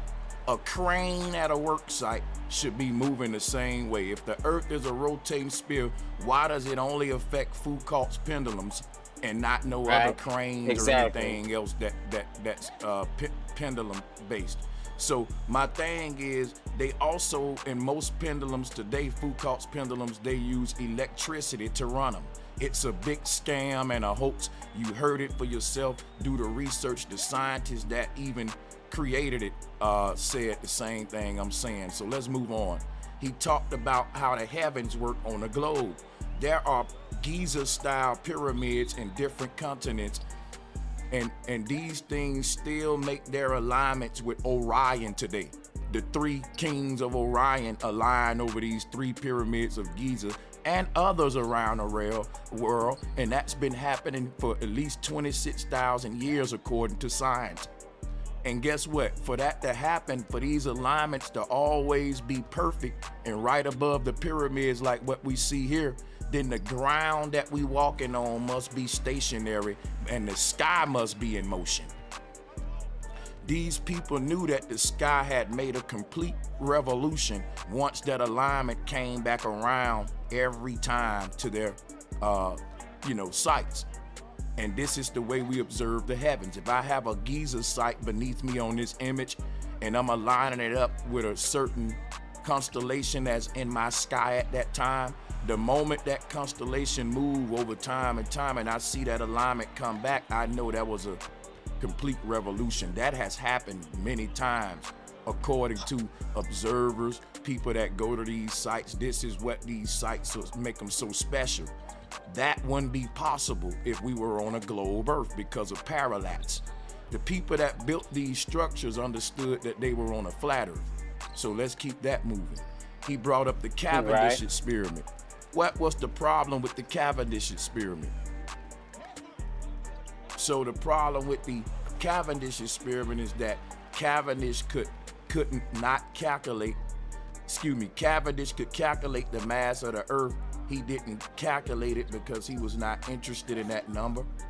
Did you understand that? Namely, that number in itself could not help geologists to infer about the internal structure of the Earth, which is, he's talking about gravity, right? So check this out. If gravity is if the Cavendish experiment proved gravity, look at this article. Scientists just recently admitted, right? And this was in 2018, that they don't know how strong the force of gravity is. Right. And when you bring up the Cavendish experiment, the reason those 2 masses were attracting is because of static electricity and not gravity. Here's an example of what the Cavendish experiment proved, y'all. It didn't prove gravity, it proved static electricity. If gravity is the force that's pulling the water down, what is the force that's pulling the water to the side? That's the static electricity from the pipe. This is just another form of the Cavendish experiment here. This doesn't prove 30 gravity. seconds. This doesn't prove gravity, y'all. And also, just like with Foucault's pendulum, there were many flaws in Cavendish's experiment. So when I get more time, I'll exploit those some more. But it was static electricity proven and not gravity. Thank you. Okay, Craig, you're up for rebuttal. You've got 5 minutes when you're ready. Okay, thank you. So the first thing that Bro Sanchez brought up was the speed of the ISS, and that tool's not flying out of his hand. There's no reason why the tool would fly out of his hands. The tool has the same momentum of the ISS. It was in the ISS. It had the ISS's momentum. It went outside. It still has the ISS's momentum. That doesn't just disappear randomly. You even, answered the question yourself by explaining that there is no drag in space. However, you then went on to try and debunk that by saying, well, there's no drag in space. It explained comets. Well, comets aren't created by drag in space. So when you see the tails of comets, the tails of comets only exist when the comets are within our solar system. And that's because comets are made up of ice, mainly, with some rock and other dirt and stuff. And as the comets come into our solar system, or if they're from the outer edge of the solar system moving towards the sun, they the solar radiation causes sublimation in the ice in the comet. Sublimation is when something goes directly from a solid to a gas, and that causes a corona, an atmosphere around the comet. that doesn't just get dragged away. The tail that you see is actually because solar rays, charged particles coming from the sun, are hitting the sublimated gases and pushing it away from the comet. So that's why there's a tail, is because there's a force making that happen, not because it's just moving through space. So unfortunately, it was a misunderstanding of how comets work on your part. Then you said, why don't we see moving blur of Earth rotating? Well, there's many Motion ways, blur. many Blur. reasons why. So you're talking about motion blur, and that's that occurs when the subject of the camera is moving relative to the camera. Okay. And scale and distance are very important, but one of the most important things is the actual type of cameras that are used. And if you have cameras with extremely fast shutter speeds, so short exposure times, what that can do is effectively freeze the image and show you a clear image, even if it's looking at something that's moving really fast. So, I mean, the majority of cameras in space use fast shutter speeds. However, the other point is that it is to do with scale and distance. Now, if I can quickly share my screen. So here we've got some bullets being fired, and you can see the tracers of the bullets, right? And I want to pause it and show you something. So let's go back to when the bullets are being fired at the beginning here, and you can see it. So if we pause it, what we can see is the bullets closer to the person appear blurred, but the bullets that are further away, they not only appear to be moving slower, but they're not as blurred, because when something's further away from you, the amount of distance that it covers in your vision is going to be less. Just like if you're standing right next to a plane that's going 500 miles an hour, it's going to be a blur. But you can look at a plane traveling 500 miles an hour, and that plane is not a blur. It's all to do with scale and distance. So that answers that. Another Time fucking foul. 125. Okay. So then you brought up flowing water in space. Yeah, water doesn't just naturally flow anywhere. A force is required to make water do things. And you even answered the question yourself by saying that it's in a heat pump, for instance. The answer is they're in pressurized systems with pumps moving the water around. It doesn't just glob up if it's under pressure and being pumped. It just globs up when there's no other forces being applied to it. That is also an example of hydrodynamic equilibrium. Corpuscular rays was the next one. And so if corpuscular rays allow us to triangulate the position of the sun, does that mean, for instance, in this picture here, the sun is directly outside of this window? Or here, is it directly outside of this window? No, I don't think so. What about with this? Is the sun underground? Oh, look, it must be underground if we can triangulate the position of the sun from corpuscular rays. No. So no. The thing about corpuscular rays is 20 seconds to just do this explanation. Corpuscular rays are to do with, again, scale and distance and perspective. You can look at a corpuscular ray coming from the clouds and drive past it, and the apparent rays change position based on your position relative to the clouds. Of course. It's just perspective. Light breaking through something will spread out. We've measured the distance to the sun using radar. Okay. Okay.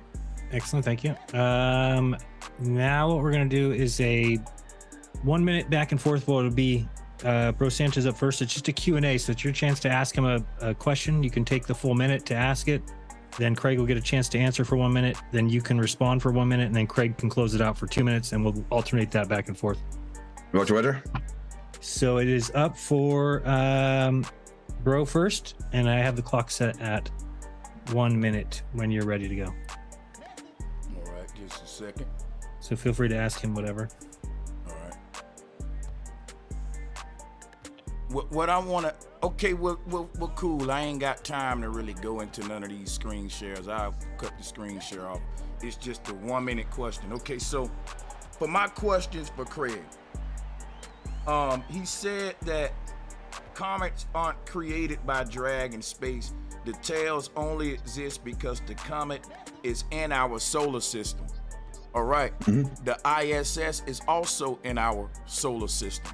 So my thing is Where's the drag on the ISS? If we are told that things in space that is within our there is no drag in our solar system. I don't see how you got around that, basically, is what I'm asking is, how is the comet being in our solar system relevant to it, the fact that there's no drag in space? Right, there's no drag. Okay, so again, the reason for the tail on the comet is because it's in our solar system, and the fact that it's in our solar system means that it's subject to the solar radiation coming from the sun, which emanates from the sun, charged particles coming out from the sun, and that not only warms the comet, causing the sublimation, but pushes those sublimated gases away from the comet. The ISS does not have any solids that sublimate to gas, so it's not the same thing. So again, it's not the drag in space that's causing the comet's tail, it's the charged particles coming from the sun, sublimation of the gases being pushed away from the comet. A bunch of BS, but here's my here's my next question. You talked about them taking pictures of the globe in space from distances such as like the moon, and the cameras having these great shutter speeds and all that. But you also teach in your model that the way that the sunlight comes to Earth is we are able to get those sun rays because we have an atmosphere. But as the sunlight shine through space, it is not going to illuminate the darkness of space. So we have this point where the sun is giving off. We're saying when we ask globalists, why doesn't the sun illuminate the space in between it and the Earth? They say I see. Right. So how can a camera flash work? Because that light depends on projecting from the camera and capturing everything in the light flash. But if light can't project this way in space without an atmosphere, yeah, right. Because if the sunlight can't make it to the Earth for the same reasons, how did the camera flash make it to the Earth? I don't know what you mean by camera flash. They don't use a camera flash to take a picture of the Earth. Light travels through space in straight lines and bounces off things like the Earth, which then the camera takes a picture of that light, then bouncing from the Earth back to the camera. We don't see the light because of the atmosphere. The atmosphere helps scatter the light and make it appear blue when we're looking at the atmosphere from the Earth. But light, you only see light when it's bounced off something, and then that light comes to your eyes. So there's no reason it would light up the darkness of space because there's nothing to bounce off. You see the Earth because the light bounces off the Earth and comes to your eyes. I'm not sure why I have to explain this. You still got a minute and a half to. I mean that was his entire question, really. I don't know what you mean by a camera flash. They don't point the there's not a camera flash on a camera on a satellite. That's not how it works. They just there's light coming from the Earth because the sun is making light, bouncing off the Earth, going to the camera, and then the sensor of the camera detects that light and converts that into an image. That He's like, I don't know how I'm explaining this twice. Give me a second though.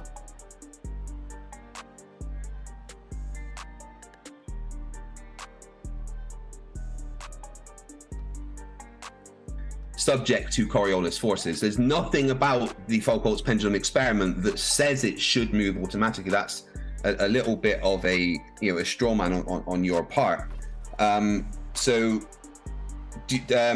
what do you say about that? What was your question? Well, just the fact that you've insinuated it should start moving on its own, but there's nothing in the Foucault's pendulum experiment that says that should happen. So do you realize that you're pushing a straw man of what Foucault's pendulum is by saying, well, it just doesn't start on its own? Because we don't claim it should start on its own, and physics doesn't say it should start on its own. So what's your response to that? Okay, so my response to it is, I didn't make the claim. Scientists at that time did. Scientists at that time was making a claim that often you need this pendulum you got to put the motion to it yourself, put a force to it to start it.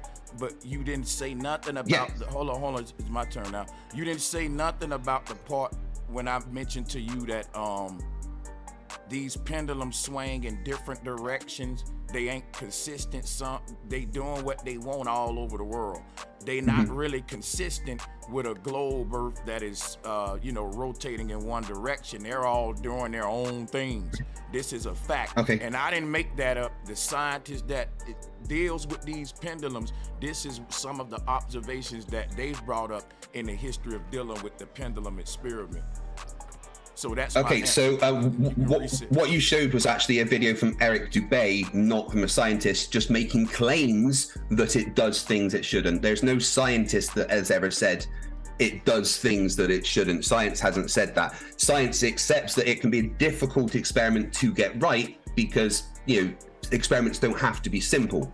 But there is no evidence that pendulums just start going backwards or do the wrong thing. These are just claims with no evidence behind them that people like Eric Dubay push.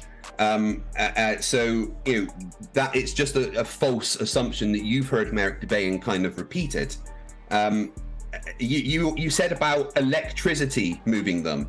Well, yes, some of them have electromagnetic motors to keep them swinging all day, but that doesn't have to be the case. The example that I was talking about and the one I did personally were just, they just swang, and once they stopped swinging, we then measured the amount of drift. Foucault's pendulum experiments don't have to have an electric motor. That's just something that museums put in place to keep it swinging so that the drift can be noticeable over a long period of time. What's your response to that? You got 2 minutes, bro. Okay, so listen. He didn't show any receipts to show that I'm, lying about, or Eric Dubay is lying about the inconsistencies with Foucault's pendulum. And I'll show you why he can't get away with this one, guys. Watch this. Screen share real quick. If you look at, let's just say a typical construction site. If we go to this construction site with a bunch of cranes on it, for example, and I started to move these cranes in different directions, like the Foucault's pendulum. I'm gonna push that one that way. I'm gonna push one the other way, because according to Craig, we got to put the motion on it to start it. Okay, I'm gonna give him that. Fine, we'll give it the motion, right? We'll give them all a motion. The question is, if I push each one of these different directions, will they all sync back up with the motion of the earth, which they should? And that's my answer to Craig, right? Because right now I'm the one supposed to be answering questions. So for my answer to his Foucault's pendulum folly is that we can't react to Foucault's pendulum experiment on our own by using pendulums such as these. All of these would swing in their own direction. They would never sync up the same direction that the earth is rotating and all that. And we know that. We can do these experiments ourselves. That'll never happen. And the fact that you saying that they got the electrically powered Foucault's pendulum for motion when it should be going off of the motion of the earth rotation is very deceptive. Because what should be making the pendulum move is the earth rotating, like you said, not no electricity or generator and all of that stuff. The reason they gotta use that is because they have to keep on touching the pendulum to restart it every time it stops. So my question, so we know the earth don't stop rotating. So you're on to your next question, starting round 2. It's on you, bro. So my next question for round 2. You got a minute. Go ahead. Because he didn't deal with this, right? People, for years, these alignments have been taking place, right? You got a Giza in China. You got a Giza in Mexico. You got a Giza in Egypt, people. And these ancient people built these structures based on flat earth. They knew that the ground didn't move. People, you know how a sundial works, right? How a sundial works. They know that the ground don't move, but the sky does. This is how a sundial works. This same observation I'm showing you here. What Craig did not do, he did not deal with this. So my question for him is simple. how are these alignments still taking place today, just like they did during the time of the people that was building this stuff, the generations before us and all that, if we're on a globe Earth? How is that flying through space? Okay. How long do I get, sorry, to respond? A minute. Right. Oh, okay. So, yeah, measurements of the stars over time shows that the alignment of the stars above the Giza pyramids has actually changed by approximately 12 degrees. You can look up the, the recording of the position of the stars over time. Also, the idea that pyramids of Giza are aligned with certain stars comes from the Orion correlation theory, which was proposed by Robert Bouvel in the 1990s, and there's a lot of controversy around this. It's not even accepted by mainstream academics. Skeptics argue that the correlation is completely coincidental, and it doesn't even happen every year, and it's just a result of selectively choosing data that supports the theory whilst ignoring other data. The fact that the precession of Earth and the measurement of the change in position of the stars shows that they're not in the exact same alignment that they were, kind of debunks that position. The measured change of stars is a thing. You have a minute, bro? What the fuck was all that bullshit he just said? That was crazy. His mic too low. I presented this. So you've gone quite quiet, bro. I can't hear you. Oh, thank you guys. My mic was lowered. Thank you. So my next question, I'm gonna let you get away with that one, Craig. I can hound you about that one, but I'm not. I'm gonna go ahead and move to my next question. You really ran from that one. Now, I played this video to you, and this angle is damning evidence of a sun that should be 93 million miles away. That sun is close and local, like us flat earthers say, buddy. You got to explain to me, when would there ever be an angle that I can get to on a globe Earth in the sky to look down at the sun that's 93 million miles away and through space or separated from me? When would I ever look down at it if the Earth is a globe and it's 93 million miles away? When will I ever get this shot? You got 2 minutes, Craig. Very simple. Let me share my screen 1 sec. Very simple. Could you stop sharing, please, bro? Thank you. Okay, so Earth is a globe. Here's the airplane, and then let's say there's like clouds over here, and then it's simple. You've got rays from the sun, which are coming over here. So from the airplane's point of view, you're going to be looking down on the rays that are coming from the sun, which will make it appear as though the sun is below you. Here's the airplane, and there's the clouds. So from the pilot looking down at the clouds, from this position, the sun is going to appear below the position of the plane. We know that pilots do not fly over planes, over the sun. This would be something that would be very, very dangerous, and radar would be able to detect a sun that was below 30,000 feet that the average airline plane flies at. So the suggestion that the sun is below the position of planes is ridiculous. That's something that anybody would be able to confirm for themselves. Seeing the sun below the clouds matches the predictions of the globe. Did you do before? That's it. That's my. I don't need any more time. That explains it. Yeah. Now we go to Craig. You're asking the question. You got a minute. Right. Okay. So.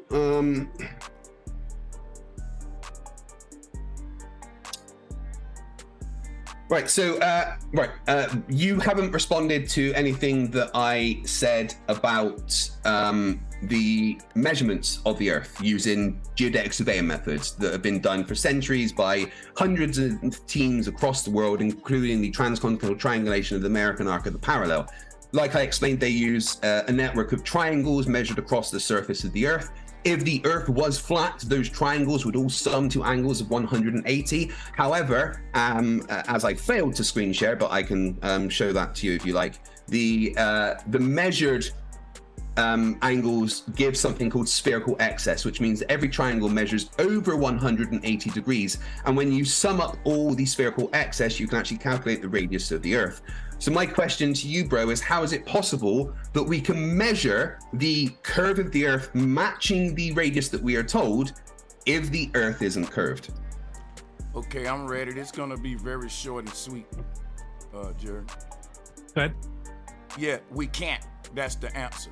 You claim we did, but you didn't prove it. You told me about an experiment, and unfortunately, you failed to screen share so that we can visually get an understanding of what He said, you were I ain't saying. see it. So what I'll Would you do like me to pop it up now? But you know, unless we're gonna give you some more time to explain it when you pop it up, then it.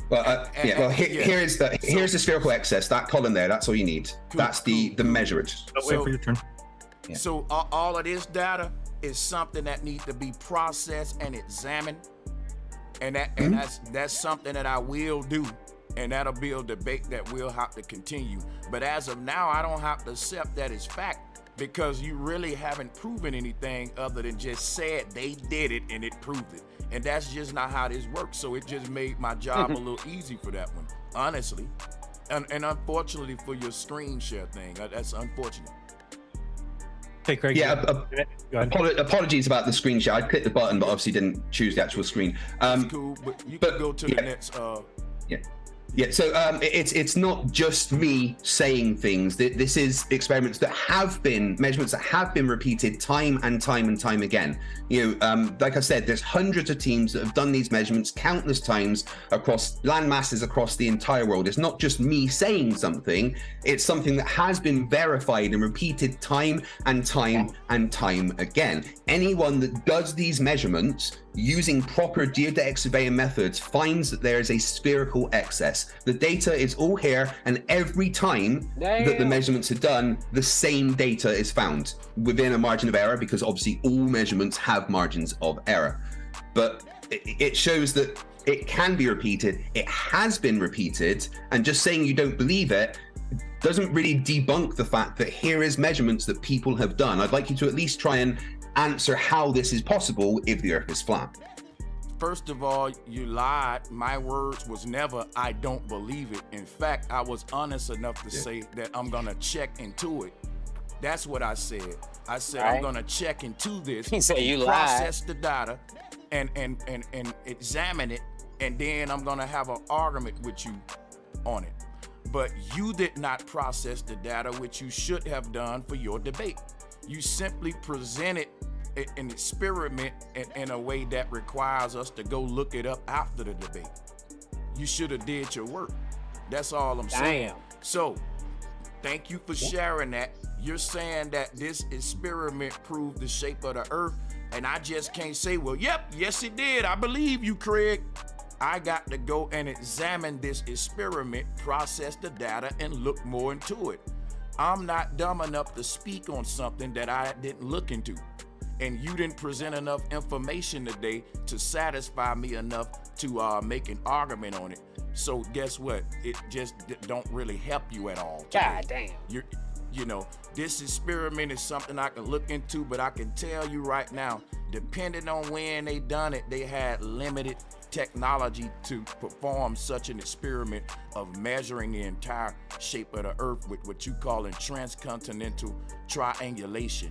This is a bunch of mumbo jumbo, but guess what? I can't say that till I look into it. But I can tell you right off the bat, guys, this does not debunks the fact that the surface of water is always level.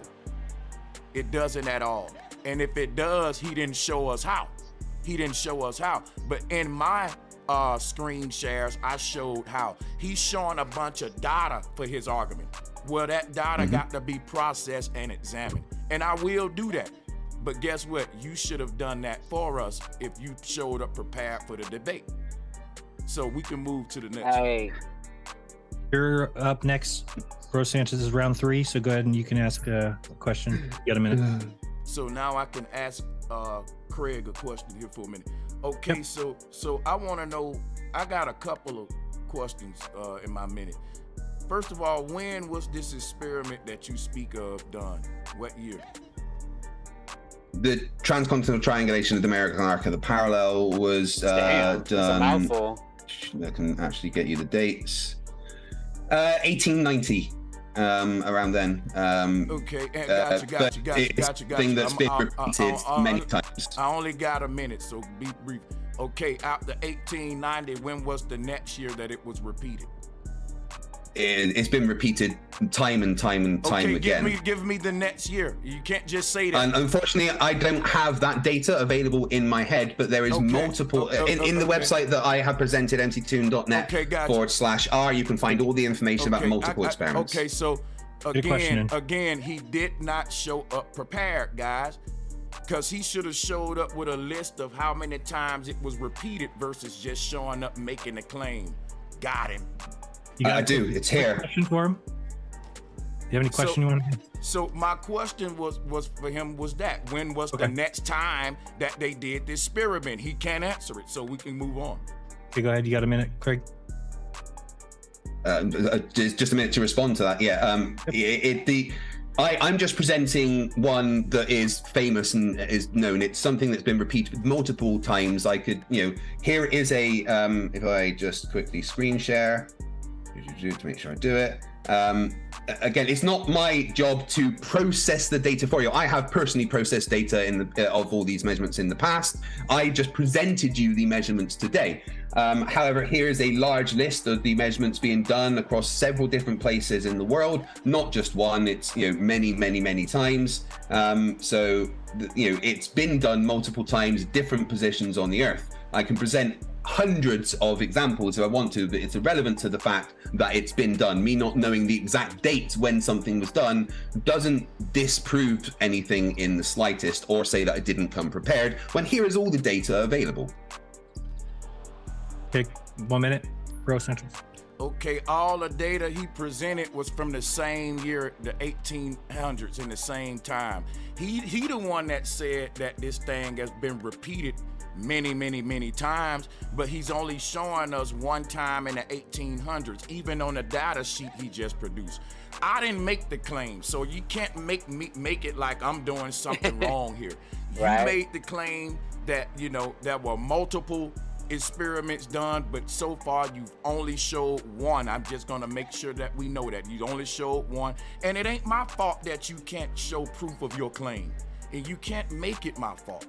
So if I'm not mistaken, I'm the question here. So let me give you a question, another question based on this. I want to exploit this some more. Can you or can you not, for one final time, produce me of any time in the 2000s or 1900s that this experiment was done? You can't give me the date and proof receipts. You got 2 minutes. Not often. Just to say, no, not off the top of my head, and that's a completely irrelevant point. Containing a large list of data in my head is irrelevant to the point. I have presented the data, and it was more than just one. I presented a large list, so please stop saying it's one. It's a large list of measurements that have been done multiple times across the world. There's actually been something done in the 1900s. The project undertaken, the leadership of the US Coast Survey, measurements taken along the 39th parallel, was completed in 1932. There's many more that I could point out, but that's just one of the quick research that I could do. Me not having an entire list of all the measurements ever done is irrelevant to the point that measurements have been done. And frankly, you are running away from the fact that measurements have been done just by going, well, you haven't given me more of them. That's irrelevant and quite a dishonest move on your part. He's being dishonest. So, that's it really. I could present hundreds and hundreds of different geodetic surveys around the world. It's something that's been done multiple times throughout the centuries. I know personal geodetic surveyors that have done surveys that I could present that would be in this decade, but that's irrelevant. I don't have to present things from now when I have lots of data from throughout history. And saying that I should is just completely ridiculous and not really how debates work in the slightest. It's not my fault that you can't accept the data that has been presented to you and you just want to run away from actually discussing it. Okay, we got the last question of round 3. Craig, you're up first. Go ahead. You have a minute to ask whatever you want. Sorry, what's happening now? Just another, this is the final one. So you got a question for Bro Sanchez, the final one. You have a minute. Right, okay. What the things that you talked about. Actually, I want to go back to the Foucault's pendulum when you were talking specifically about the cranes and why don't they do what Foucault's pendulums do? Well, I mean, if the crane was swinging, it would definitely be subject to Coriolis forces. However, there's a lot of wind and stuff. Also, you strawmanned the Foucault's pendulum experiment by saying they should all sync up with the Earth. No, that's not the case. The idea of the Foucault's pendulum experiment is when it's working perfectly, when it is straight and there's no lateral force accidentally applied, you can then measure the Coriolis forces applied to it. So why did you, my question is simple, why did you strawman the Foucault's pendulum experiment and then claim that as victory, saying that it doesn't work? Okay, according to him, I strawmanned it, guys. My answer to him is I just simply made an observation, and if the Earth is indeed rotating, why can't the pendulums actually reflect the Earth's rotation independently of any outside motion? That's why I made that observation, that if I can't make that shot no more. Site, and I was to put all of these pendulums in motion, they would not sync up, right, with the rotation of the Earth. He's maintaining that they would, and that they would also be bound by the Coriolis effect. Well, when you say that they would be affected by the Coriolis, that core, talking about the core of the Earth, we're talking about the Coriolis effect on a globe Earth. And if the pendulums are affected by the Coriolis effect, how are they not affected by the Earth's rotation? And my answer to you is these pendulums should be affected by the Earth rotation. They motion should reflect the Earth rotation. And if that's true, they all would sync up to that one motion in this at this site. So I didn't make a straw man at all. I just made an observation and asked a question. Yeah, so again, you just strawmanned it once again by making the assumption that they should all sync up. No, that's not what the Coriolis force says should happen. So yes, again, you literally, just in your answer there, strawmanned what the Foucault's pendulum and the Coriolis force says should happen. There's no reason the rotation of the Earth should make them move on their own. The point of the Foucault's pendulum experiment is once a pendulum is swinging, you can measure the Coriolis force applied to the moving bob of the pendulum.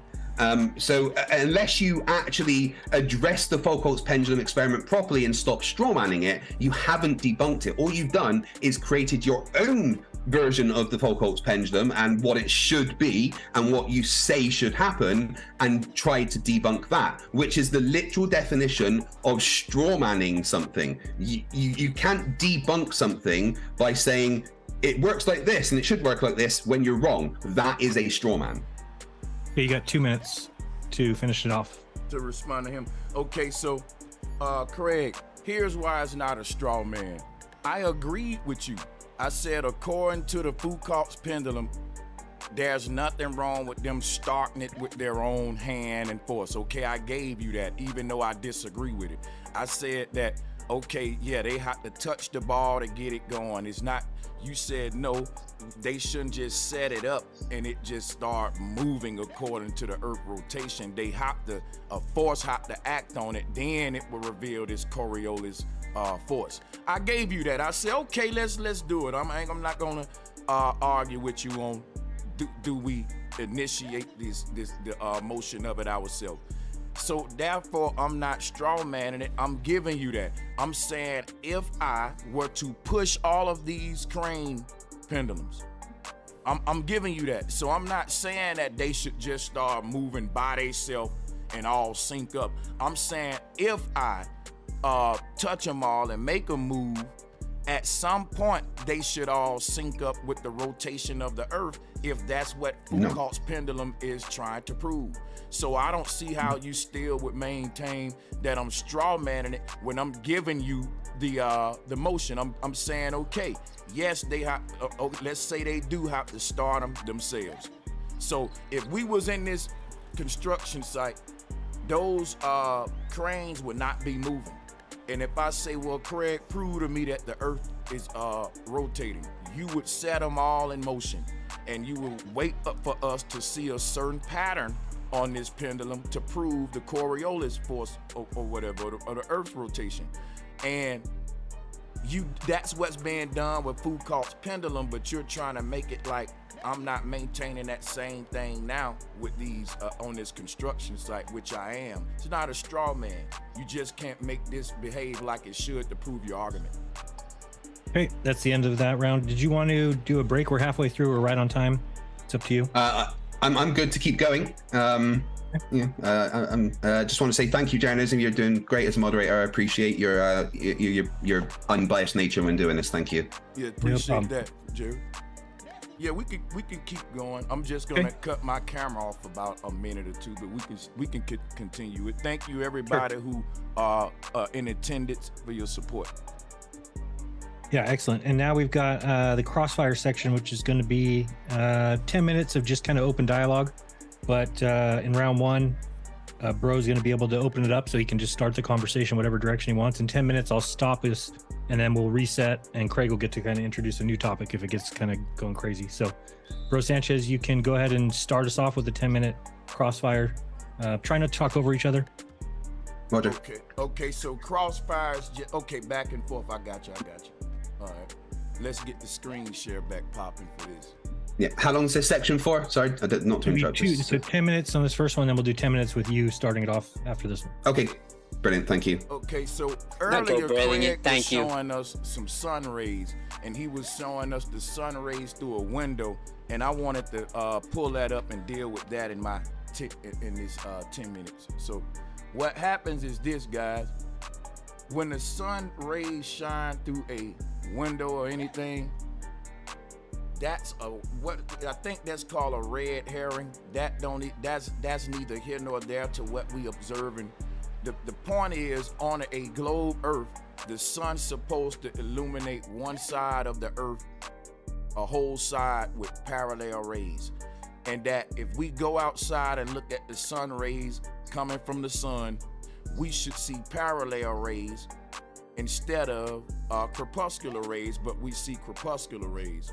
If he put you inside of a building and allow the light from outside will actually pour into the building.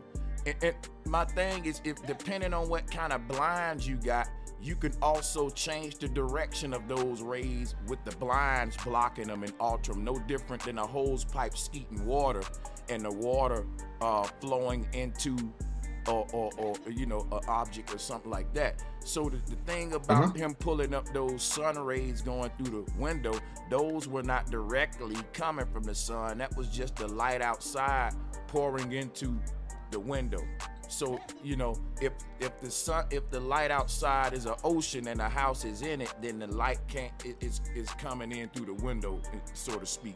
But when we observe the sun directly with our eye as it is in the sky, we should be looking for parallel rays or either crepuscular rays, and we don't need any obstructions in order to make this observation, which is why he shouldn't have had us in a house with the light simply, bleeding in through the window or whatever. Jared, I just wanted to let you know the whole time the clock was not going. I don't know. Geez. So I don't know how long I was speaking, but yeah, I'm just trying to be fair. I don't want to. It's okay. We can just keep going. It's good. Okay, cool. Yeah. I'm happy to just start at 10 minutes now, if that's fine. So my point with the windows, bro, was that, and you even kind of said this yourself. You change the shades, it'd change what the apparent divergence of those rays coming through the window is, and that's the thing. The rays are created by the shape of the thing that the light is coming from. So the clouds, because there's breaks in the clouds, there's it creates divergent rays. But when you actually change your perspective relative to the position of those corpuscular rays, the apparent position that you could triangulate would be different based on where you're looking at it from. Could I screen share something a second and show you something? Okay. Right, so let me bring this up. So we see here the shadows, right, that are coming from the sun, okay? And it's similar to the corpuscular rays, that it looks like it's spread out, right? So would you agree that it's similar, that you would be able to use kind of the angles of these shadows to, point towards where the sun is? Does that match your claim? I didn't really make such a claim, but I do understand what you're saying here, and I can, I'm tracking. Right. So, using your logic, you should be able to take the angles of these shadows and triangulate a relative direction that the sun's coming from, right? I agree. However, this is my point with corpuscular rays, that it's all to do with perspective, because this is taken from the camera on a drone. And if we go back to the beginning of the video with the drone hovering directly above, what we find is those shadows, they're not actually spread out, they're parallel.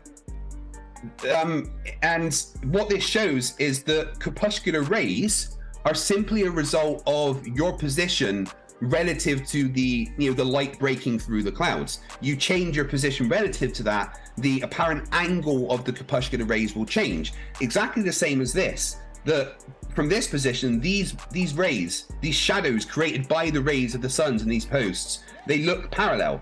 But when you get down at a different position, they don't look parallel anymore, even though they still are. They still look parallel to me. Yeah, exactly. How can you say that these look parallel? Look at the one on the left, it's pointing towards the left, and the ones on the right are pointing towards the right. So from your perspective, looking at this right now, those shadows aren't parallel to you, right? Okay, actually, let me examine the picture myself. We're talking about shadows when we should be talking about sun rays. Let me just point that out, right?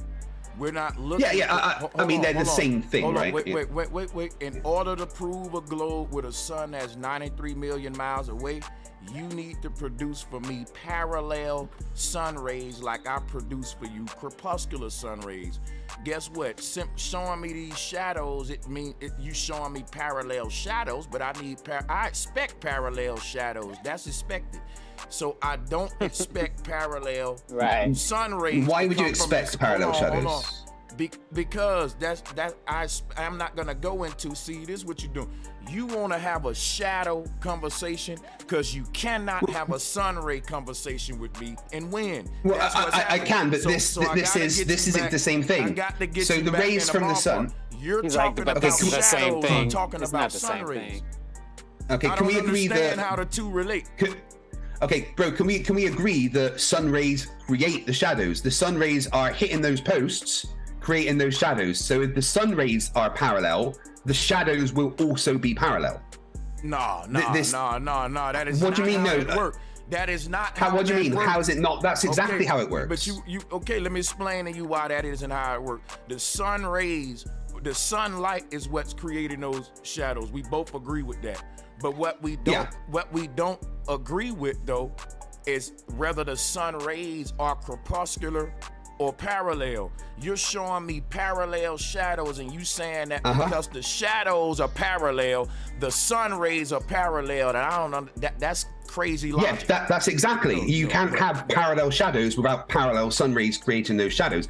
If the rays of the light were coming from corpuscular rays, like you say, wait, please let me finish, right? If, like you say, the rays of light are coming spread out, which is what we see with the corpuscular rays, okay? Then those spread out rays will cause those shadows to be spread out when you're looking at it from above. They will not be parallel like I showed.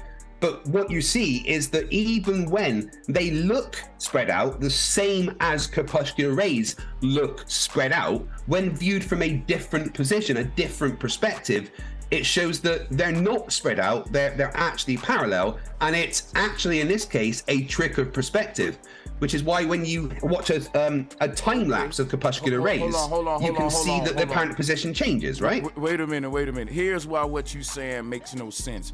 The whole point of us talking about sun rays was trying to answer the question on how far away is the sun. And you're telling me, we can get to that. Okay, you're telling me that the sun is 93 million miles away, and that it is indeed making parallel sun rays, but you never really answered to the observations that we show. You went to some shadows and all that stuff. You never really answered you to went the to some fact shadows and all that stuff. You never really explained the crepuscular rays that we observe in nature. I did. And then you never really did that. If your explanation was the shadows, I did. If your explanation was the shadows, then I'm just gonna say that that is not a... No, the shadows were an example of what would happen if the rays were parallel or spread out. I explained the corpuscular rays exactly, saying that the same as the shadows, the apparent divergence of the corpuscular rays is simply a trick of perspective. I did respond to that. I did say that to you. And we can show this is the case by simply watching a time lapse of corpuscular rays, showing that they don't always triangulate to the same position. So unless the sun is doing crazy up and down, left and right movements all of the time, corpuscular rays cannot triangulate back to the sun because the apparent position of triangulation changes both over time and with position compared to the corpuscular rays. Dang, missed. But to answer your question of how do we know the sun's 93 million miles away? Well, that's simple. We've measured the distance to the sun with radar. Do me a favor, right? Can you show me that demonstration you did about how the pilots was able to look down at the sun? Because what happened, right, I never got to deal with that.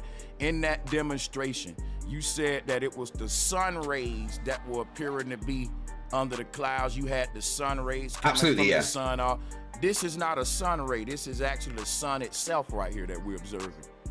We don't observe the sun. We observe the light coming from the sun. Okay, you're not. That's how seeing works. You can't see my screen share. Let me show you my screen. You're just showing Google. You were just showing a Google page there. Sorry. Okay, my bad.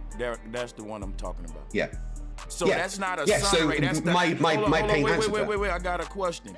Is that the actual sun right there under that cloud? No, it's the light coming from the sun. So this yellow ball that I see, that's cloaked in these clouds, that's not the sun. That's the light coming from the sun. He's like, what? Well, no, yes, we don't see things, we see the light coming from things. That's how seeing works. Okay, so this is just bananas what you're saying, because what we're looking at right there. Do you disagree that's how you see things? Wait. Nah, you're moving the goalpost. Listen up. The sun is in the direct area that we see it on this video because the clouds surrounding it ain't lit up. If we go back over here, those clouds that's not near the sun, they're more darker because it's lighting up the thing locally. It's literally the source of the light is right here cloaked in the clouds. That is not the light of the sun. That is the sun that we see in this image. I don't understand how you can say that this yellow ball we looking at right you see the light, you don't see things. So I mean, that's just, with all due respect, bro, that's just how seeing works. You see the light that comes from things. You don't see things. Hold up, wait a minute. Let me finish. Wait, it's my 10 minutes. You're making two different arguments. No, it's ours. I'm not talking about how I see. I'm talking about what I'm seeing right here. It's the source of the light that you're speaking of, and I shouldn't be saying the source. No, you're seeing the light coming from it. That's the source of the light. That's not the light coming from it. You're still looking at this. You're still looking at the sun and seeing the light coming from the sun, exactly as my diagram earlier showed. So this is not the sun. One more time for the record. This is not the sun. He getting angry. It's the light coming from the sun because that's how seeing works. We got it. So and you kind of avoided my question, which was how are we able to measure it with radar? Sorry. What is that? What the fuck is going on? That's my bad. The wrong clock sounded. Sorry. All right, so we got another 10 minutes. Going to reset that, and now Craig, you get to kind of take us in whatever direction you want. You can continue on this line of talk, or you can completely go. Yeah. Well, I just want to finish that bit quickly, and then I've got another thing to talk about.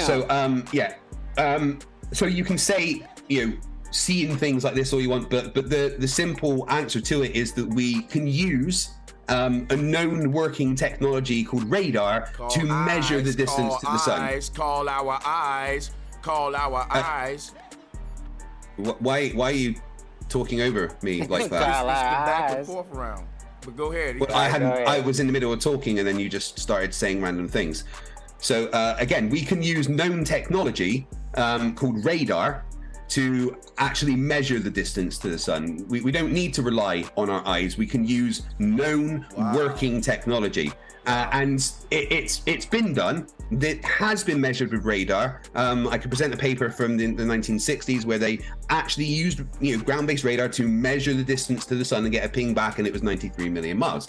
So my question to you is, how are we able to use radar to measure the distance to the sun as 93 million miles if the distance to the sun is not 93 million miles? Okay, so he said in the 60s, right? They measured using radar the distance of 93 million miles. The longest radar that we had during the 60s was between 30 and 50 miles. That this was what was on warcraft aircraft. People, if you think that we had, could you provide a citation for that, please? Wait a minute. We can go to the history of radar here.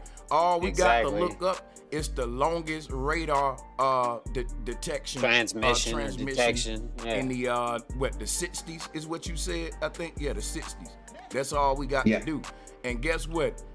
Show me anywhere in the 60s where they made a radar detection of 93 million miles with the technology they had in the 60s. Show me where show me where they doing that today too, for that matter. They not even doing that today. Well, I'm presenting the paper right now that they used the technology. Again, this is the paper. No, it's not he said, she say. It is a scientific paper documented, of a scientific experiment. If you want to ignore scientific documentation, then that's your prerogative, but it kind of means that you're just going to ignore science. This is something that can be repeated if you want to go ahead and do that, but it is a documented scientific experiment that in 1961 they measured using radar, and they've got all the calculations and the type of radar and everything here, and measured the distance to the sun of 93 million miles. You just wait one sec. You just saying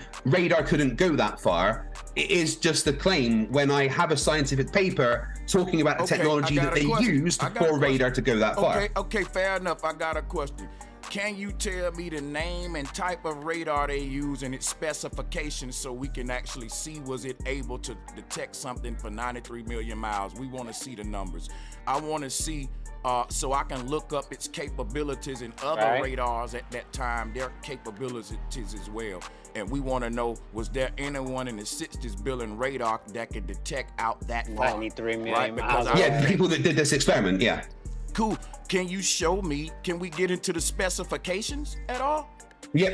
So briefly, one radar experiment is performed by transmitting a coded signal to the sun for 16 minutes. The round trip time and then receiving the echo for the following 16 minutes. The average transmitted power is 500 kilowatts and the antenna gain is 33 to 36 decibels relative to isotropic. There is the particular specifications. My question to you is, what is your knowledge and qualifications in radar technology to be able to analyze that data? Oh, so you don't have any qualifications yourself? I mean, the purpose. No, I do. I actually do. I've worked with radar in the military. You asked the question. I work He's with in the radar military in the military too as well. So check this out. Let me answer your question, right? What I do know about me using radar is that it has limitations, and that the best radar can detect out the furthest. You get a longer detection bubble, and that's going to cost you more money though. Detection bubble? That's not how radar works. Okay, what I'm telling you, know exactly what I'm talking about. We're not going to play a semantic game. You don't want to have see, this is what's going on. You don't want to really have the conversation of the technology using in the 60s. No, I just gave you the technology with the specifics of the technology, and you're telling me I didn't give you that specific. Why are you doing that? Why are you literally lying about the thing that I just so did? here's That's what I'm not saying. very honest. Okay, what you gave me doesn't prove that that radar was capable of detecting something 93 million miles away. That's the exact power and everything that needed to do it. Yeah, there's no reason why those specifications would not be able to do it. That's powerful enough to be able to do it. I got radar, a radar is an electromagnetic signal that's a self-propagating wave. There's nothing to stop it in space. They were able to detect the signal back. I gave you the specifics of the technology. You can do the maths around those specifics and show that it would be capable of doing that if you like. Okay, by the way, that's something you globalists should have been did. But nevertheless, though, I'll say this. I've done that. If anybody can do this that's watching the debate, you can research on your own the capabilities of radar technology in the 60s. And I'm gonna tell you, if what he's giving us is true, then guess what, y'all? That was the best radar even up to today. Because we got radars we're making in 2022, 2023 that can't detect something 93 million miles away. And the reason that these radars can detect the sun, because it's not 93 million miles away. Well, except the measurements from the radar shows that it is, of course. I mean, all you're doing is going, you don't think that technology exists when I just presented you a paper with the specificity of the technology. And you can't just say, it doesn't exist when it's there. They did it and they measured the distance to the... All right, y'all, I'm finna hop out for a minute now. I'll holler at y'all motherfuckers later, though. Peace.